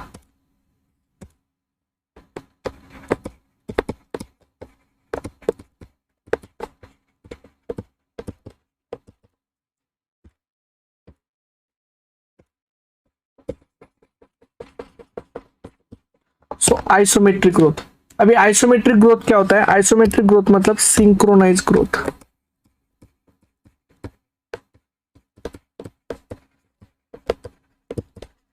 तो सिंक्रोनाइज ग्रोथ होता है। सिंक्रोनाइज ग्रोथ मतलब यहाँ पे all sales having equal size,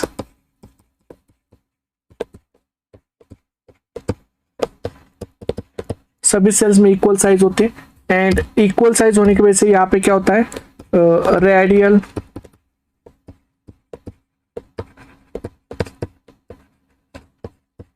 symmetry observe. तो सभी सेल्स इक्वल साइज में होते हैं तो यहाँ पे रेडियल सिमेट्री ऑब्जर्व होती है। मतलब क्या? जब भी सेल डिवाइड करेगी तो सेल डिवाइड करने के बाद जो सेल्स बनेंगे उनकी इक्वल साइज होगी, फिर आगे जाके जो भी सेल्स बनेंगे उनकी फिर से इक्वल साइज होगी, मतलब इक्वल डिवीजन होती है। तो इक्वल डिवीजन होने के बाद सारे सेल्स, जो 2 सेल्स होंगे उनकी इक्वल साइज होगी, 4 सेल्स होंगे इक्वल साइज होगी।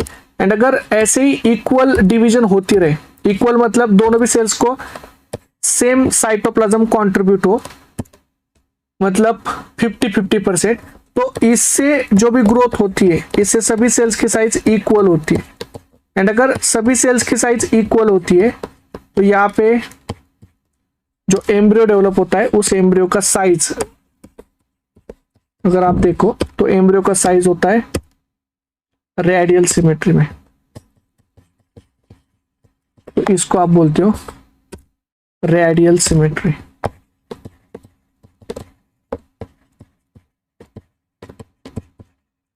So this is radial symmetry. तो ये इक्वल साइज है। तो सभी सेल्स अगर इक्वल साइज में तो इसे हम बोलते हैं radial symmetry.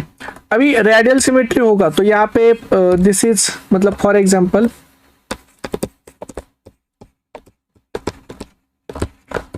Observed in animal early development. So early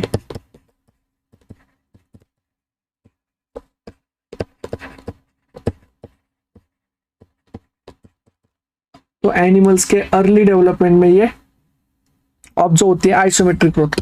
अभी देखो अगर यहाँ पे आइसोमेट्रिक ग्रोथ में मतलब सभी सेल्स इक्वली ग्रो होंगे, मतलब एनिमल्स के अर्ली डेवलपमेंट में आप देखो सभी सेल्स की इक्वल साइज होती है। सपोज फॉर एग्जांपल यहाँ पे अगर मास डबल होता है, सो इफ मास डबल, अगर मास डबल होता है तो यहाँ पे देयर इज 1.26 फोल्ड एक्सपांशन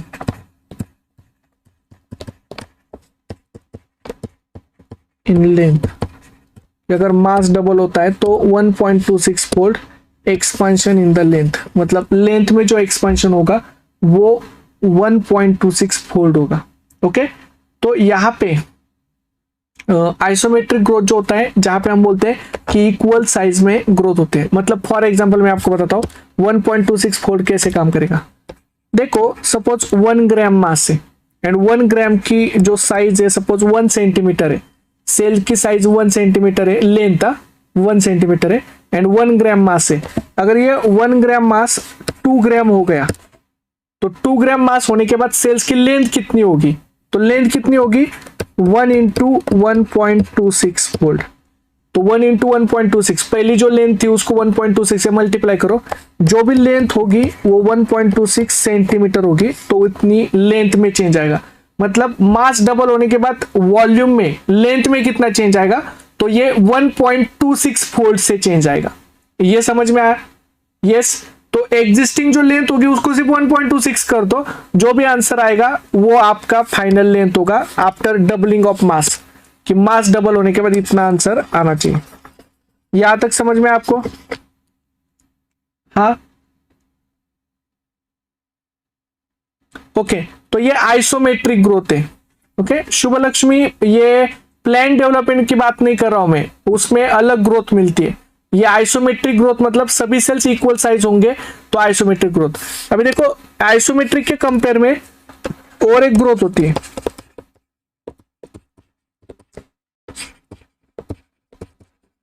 जिसे हम एलोमेट्रिक ग्रोथ बोलते हैं। तो एलोमेट्रिक ग्रोथ मतलब क्या? एलोमेट्रिक मतलब अभी देखो एलोमेट्रिक मतलब यहाँ पे अनइक्वल सेल साइज होती है। अभी यहां से आपको आइसोमेट्रिक भी समझ में आएगा, इसे अनसिंक्रोनाइज ग्रोथ बोलते हैं। अनसिंक्रोनाइज और यहां पे हम क्या बोलते हैं? There is the unequal cell size formation.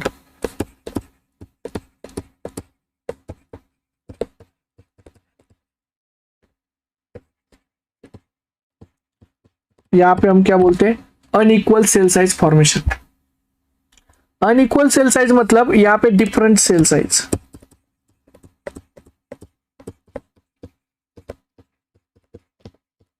Form होगा and different cell size formation होगा। इसका मतलब क्या है?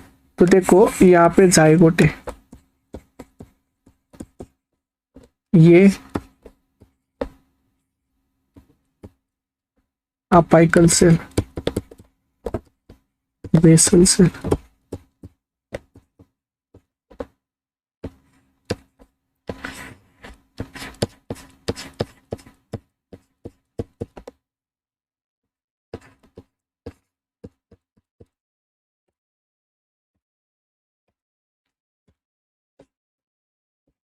This is zygote.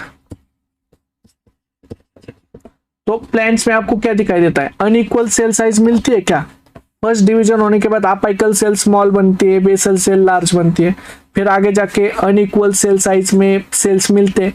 तो जब आपको अनइक्वल मतलब कुछ सेल्स लार्ज साइज होंगे, कुछ सेल्स स्मॉल साइज होंगे, ऐसे मिलते हैं तो इसे हम बोलते हैं एलोमेट्रिक ग्रोथ। तो प्लांट डेवलपमेंट में आपको ऐसे मिलेगा कि एलोमेट्रिक ग्रोथ जो होती है वो एलोमेट्रिक ग्रोथ जिसमें अनसिंक्रोनाइज ग्रोथ होती है। अनसिंक्रोनाइज मतलब अनइक्वल साइज में सेल्स बनते हैं। अभी यहां पे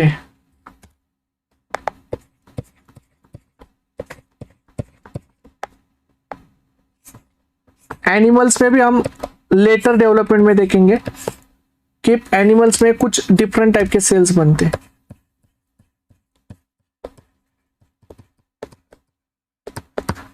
जैसे माइक्रोमियर,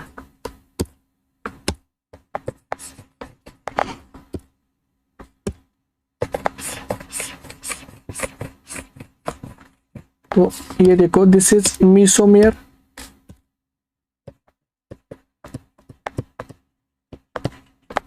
दिस इज मैक्रोमियर,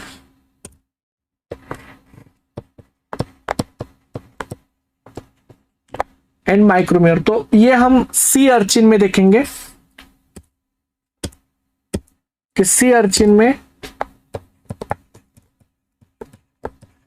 आगे जाके एलोमेट्रिक ग्रोथ होती है। अभी आप बोलोगे सर आइसोमेट्रिक ग्रोथ में इक्वल साइज के सेल रहेंगे एंड एलोमेट्रिक ग्रोथ में अनइक्वल साइज के सेल्स रहेंगे, तो एलोमेट्रिक ग्रोथ का क्या रोल है? What is the role of allometric growth?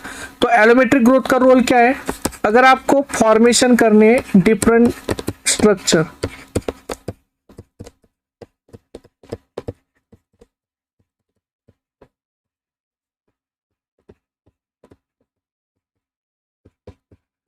अगर आपको फॉर्मेशन करने different structures, size and shape के स्ट्रक्चर बनाने हैं तो एलोमेट्रिक ग्रोथ काम आती है। फॉर एग्जांपल देखो, अभी आप मुझे बताओ आपके जो ऑर्गन्स है बॉडी के, एनिमल्स में जो ऑर्गन्स फॉर्मेशन होते हैं वो ऑर्गन्स सेम साइज होते हैं या डिफरेंट साइज होते हैं? यस। तो ऑर्गन्स के शेप साइज अलग होते हैं, शेप या सेम साइज के होते हैं, सेम शेप के होते हैं? तो आप बोलोगे सर ये सारे डिफरेंट शेप के होते हैं। तो अगर आइसोमेट्रिक ही मतलब आइसोमेट्रिक टाइप की ग्रोथ होती तो ऑर्गन के शेप कैसे रहते? तो ऑर्गन के शेप कैसे रहते? तो जो भी ऑर्गेनिज्म है ना, आपको कैसे दिखाई देता ये? तो आपको सारे ऑर्गन ऐसे मिलते, अंडे जैसे, गोल गोल गोल, सारे ऑर्गन अंडे जैसे मिलते। तो क्या हमारे अंडे जैसे ऑर्गन होते हैं क्या? हाँ, सारे ऑर्गन अंडे जैसे, किडनी भी अंडे जैसी। हाँ, ये अंडा अंडा अंडा अंडा गाना सुना है क्या? आओ सुनाओ तुम्हें। हाँ, गोविंदा का और ये संजय दत्त का अंडे का फंडा, तो सारे अंडे के फंडे होंगे, मतलब सभी यहाँ पे आओ सुनाओ ऑर्गन सारे जो है वो अंडे के फॉर्म में, मतलब गोल गोल गोल गोल गोल। तो आप बोलोगे ये गोल गोल ही होंगे सारे, तो गोल गोल आप देखते हो क्या? तो आप बोलोगे सर ऐसा होता ही नहीं है सर, कोई भी ऑर्गन हमारा रेडियल शेप में नहीं जाता है, बट आइसोमेट्रिक ग्रोथ होती ना तो सारे रेडियल शेप में जाते हैं, सारे गोल ऑर्गन होते हैं, हमारे ऑर्गन ऐसे नहीं होते। तो आप बोलोगे सर हमारे ऑर्गन, कुछ ऑर्गन इस शेप का होता है, कुछ ऑर्गन इस शेप का होता है, कुछ ऑर्गन जो होता है जो ट्यूब्स होते हैं ऐसे, या कुछ ऑर्गन ऐसे होते हैं कि जो इस तरह से होंगे। मतलब क्या अलग अलग शेप्स अगर आपको बनानी है तो आपको कौन सी टाइप की ग्रोथ चाहिए?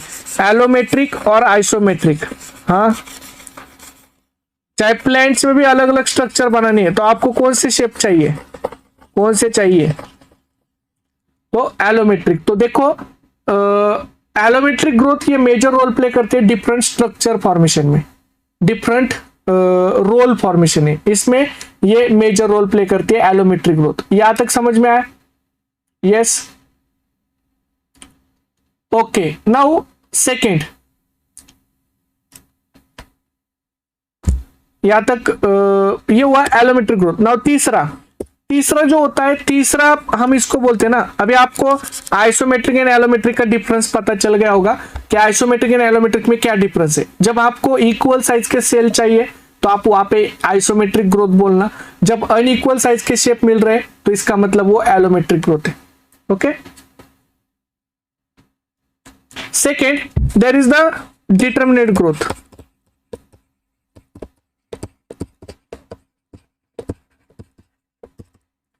सो डिटरमिनेट ग्रोथ, डिटरमिनेट ग्रोथ जो होता है, डिटरमिनेट ग्रोथ हम बोलते हैं क्या कि यहां पे फिक्स पीरियड ऑफ टाइम तक ग्रोथ होती है।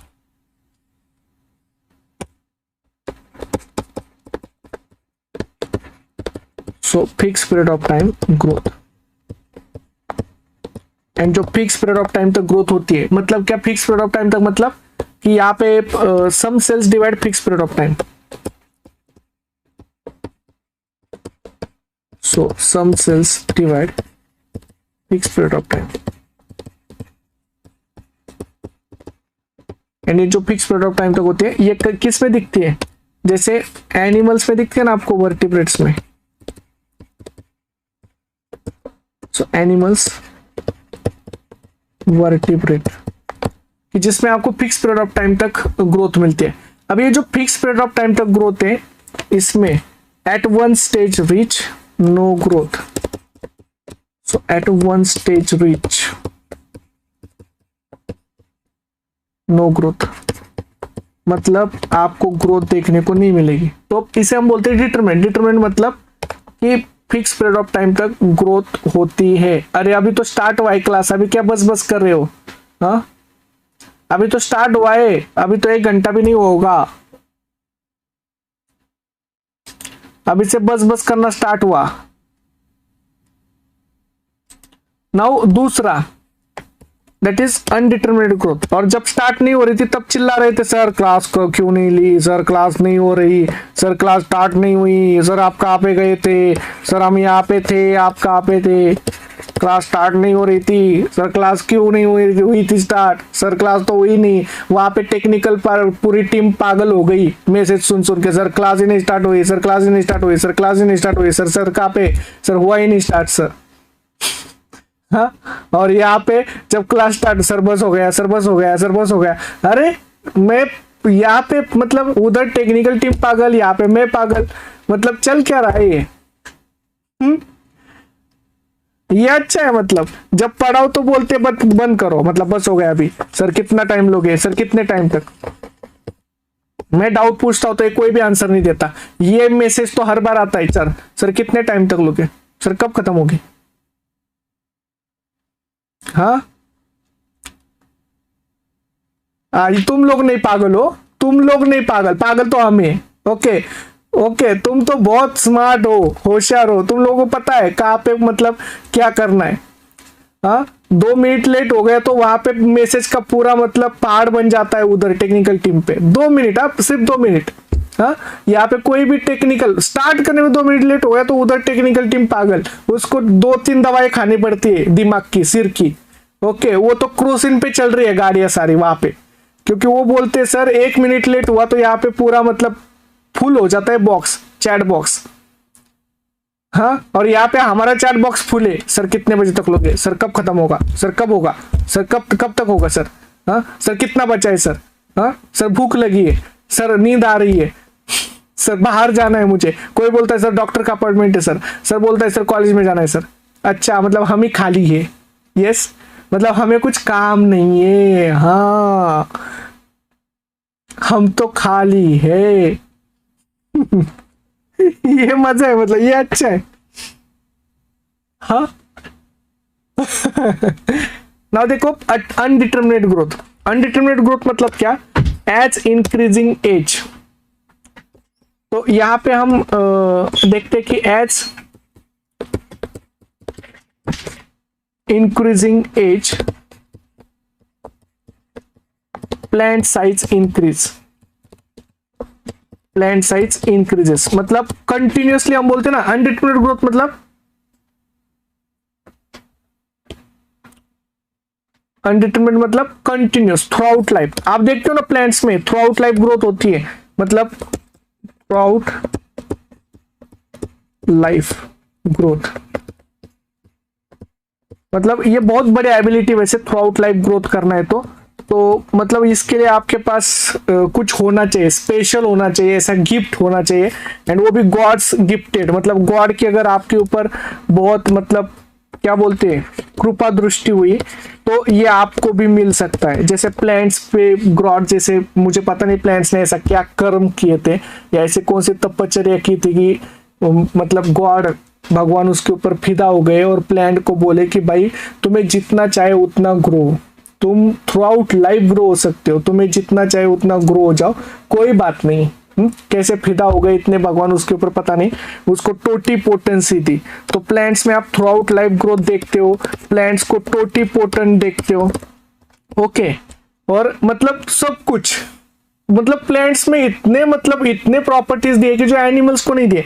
एंड यहाँ पे देखो, एंड ये क्यों, तो प्लांट्स में आप देखते हो कि यहाँ पे मेरिस्टेमेटिक स्टेम सेल्स, कि प्लांट्स में मेरिस्टेमेटिक स्टेम सेल्स होते हैं दैट सपोर्ट प्लांट ग्रोथ, कि वो प्लांट ग्रोथ को सपोर्ट करते हैं। मतलब कंटिन्यूअसली थ्रू आउट लाइफ अगर प्लांट्स में आप देखो तो ग्रोथ देखने को मिलते हैं। एनिमल्स को तो एनिमल्स को नहीं। अभी देखो दोनों में डिफरेंस बताता हूं कि एनिमल्स को कुछ नहीं दिया, प्लांट्स में मेरिस्टेमेटिक स्टेम सेल दिए, शूट अपाइकल मेरिस्टेम दिया, रूट अपाइकल मेरिस्टेम दिया। यहाँ पे अगर हम देखें तो मेजरली हम देखते हैं कि यहाँ पे अगर आप देखो कि रूट कंटिन्यूअसली ग्रो हो सकता है, शूट कंटिन्यूअसली ग्रो हो सकता है, एज वेल एज हम देखते हैं कि यहाँ पे थ्रू आउट लाइफ ग्रोथ देखी मिलती है। ये हम प्लांट्स में देखते हैं, एनिमल्स में हम ऐसा नहीं देखते हैं, इसलिए प्लांट्स में थ्रू आउट लाइफ ग्रोथ मिलते हैं। ऐसा तो आप एनिमल्स में नहीं देखते ना, या आपने ऐसा कोई एनिमल देखा है क्या? हाँ, कोई इंसान ऐसा देखा है कि जो ग्रो ही हो रहा है, 100 साल हो गए, अरे यार इतना ग्रो हो गया, फिर 200 साल हो गए, अरे अभी भी ग्रो ही हो रहा है, 300 साल हो गए, अरे अभी भी ग्रो ही हो रहा है, अभी रुक ही नहीं रहा है, बंदे ने क्या खाया है ऐसा, हाँ, कि कंटिन्यूअसली ग्रो हो रहा है।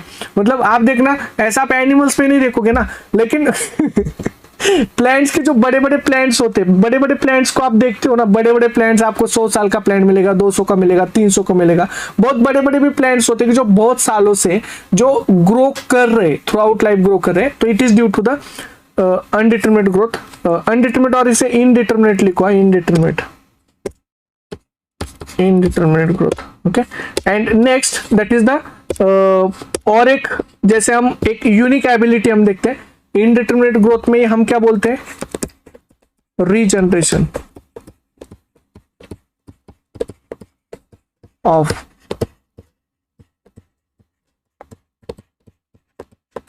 Damage tissues.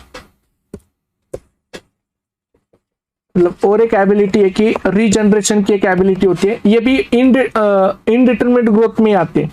जैसे इनडिटर्मिनेट ग्रोथ में कहां पे आते हैं, जैसे आप देखना तो एम्फीबिया में आते हैं, करेक्ट, तो एम्फीबिया, एम्फीबिया में लिम्ब है, लेंस है, मतलब अगर उसका लिम्ब कट गया, लेंस डैमेज हो गई तो भी वो फिर से रिपेयर होती है।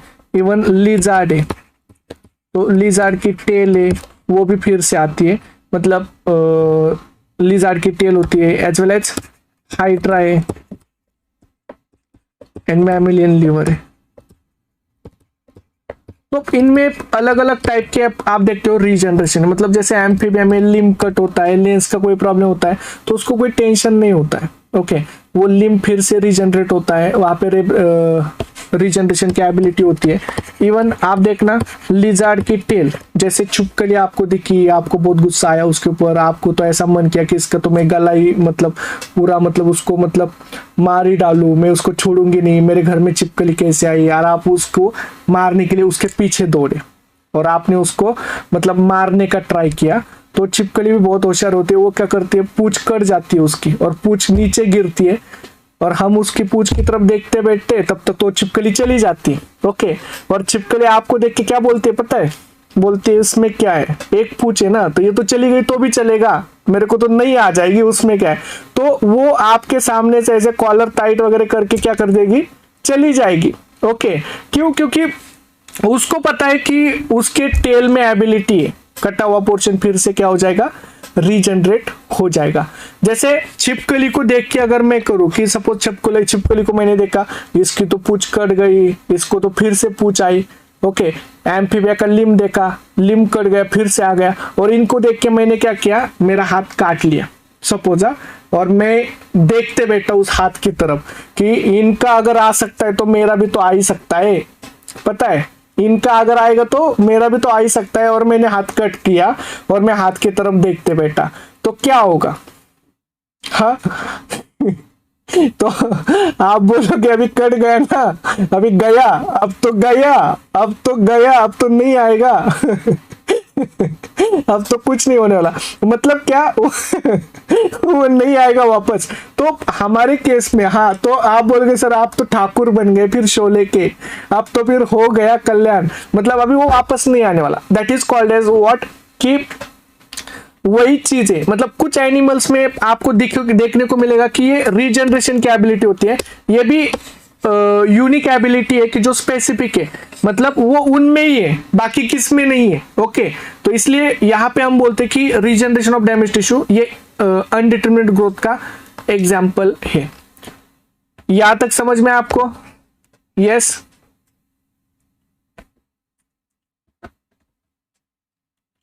सो यहां तक समझा। ओके, तो यहां तक हमने ग्रोथ के टाइप्स देखे, बाकी यहाँ पे हमारा इंट्रोडक्शन का पॉइंट था, ये इंट्रोडक्शन का पार्ट थोड़ा कंप्लीट हुआ, बाकी थोड़ा डिफरेंशिएशन एंड मॉर्फोजेनेसिस है। अभी आप में से बहुत सारे लोग जिनको भूख लगी है, जिनको मतलब नींद आ रही है, तो हमें ना ये पार्ट कल डिस्कस करेंगे, जिसमें हम growth, differentiation morphogenesis and fate में आपका पॉइंट डिस्कस करेंगे, एंड डिटर्मिनेशन का पॉइंट हम डिस्कस करेंगे। ओके, यहां तक समझ में आया आपको? यहां तक चार चीजें मैंने बताई आपको। एक तो हमने आज plant development, animal development discuss किया, उसके साथ साथ हमने ग्रोथ डिस्कस की कि ग्रोथ में isometric, allometric, determinate and in undeterminate growth को डिस्कस किया। आई होप आपको समझ में आ रहा है, आई होप आप एंजॉय कर रहे हो लेक्चर को, एंजॉय कर रहे क्या? हाँ, यस, ओके, तो एंजॉय करना और सारे नोट्स अच्छे से बना लेना और क्वेश्चन सॉल्व करते रहना। ओके, प्रिया, न्यूक्लियोसाइटोप्लाज्मिक रेशो, इसको हम क्या बोलते हैं कि न्यूक्लियस टू साइटोप्लाज्म, मतलब न्यूक्लियस हमेशा अगर माइटोसिस होती है तो इक्वल कंट्रीब्यूट होगा, साइटोप्लाज्म डिक्रीज होता चला जाता है। अगर साइटोप्लाज्म अगर डिक्रीज होगा तो एक्चुअल रेशो जो होगा न्यूक्लियस बाय साइटोप्लाज्म वो हमेशा इंक्रीज होगा। Okay,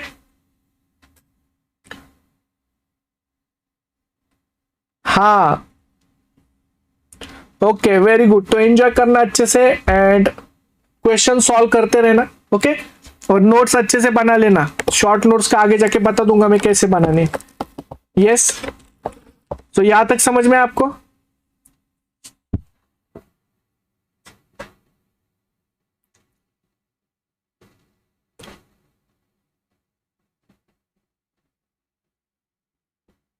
so thank you all, thank you.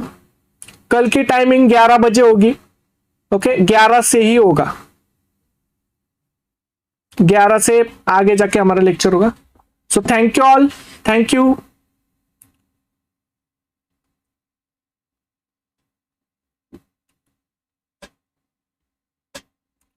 Thank you, thank you.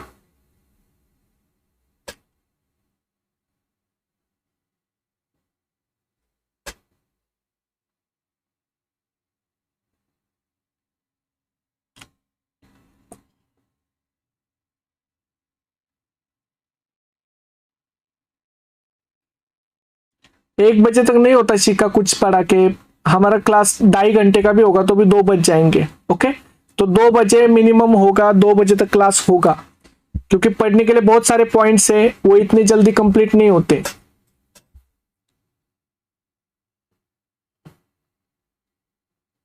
तो क्लास डेली 2-2:30 बजे तक चलेगी, मैं आपको बोल रहा हूं पहले से, क्योंकि हमें टाइम पे सिलेबस कंप्लीट करना है ना, नेक्स्ट एग्जाम से पहले हमें सिलेबस कंप्लीट करना है, हमारे पास ज्यादा टाइम नहीं है,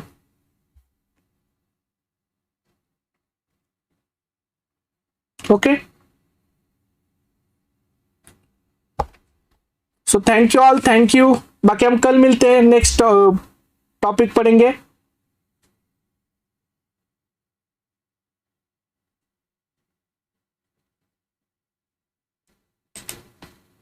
थैंक यू।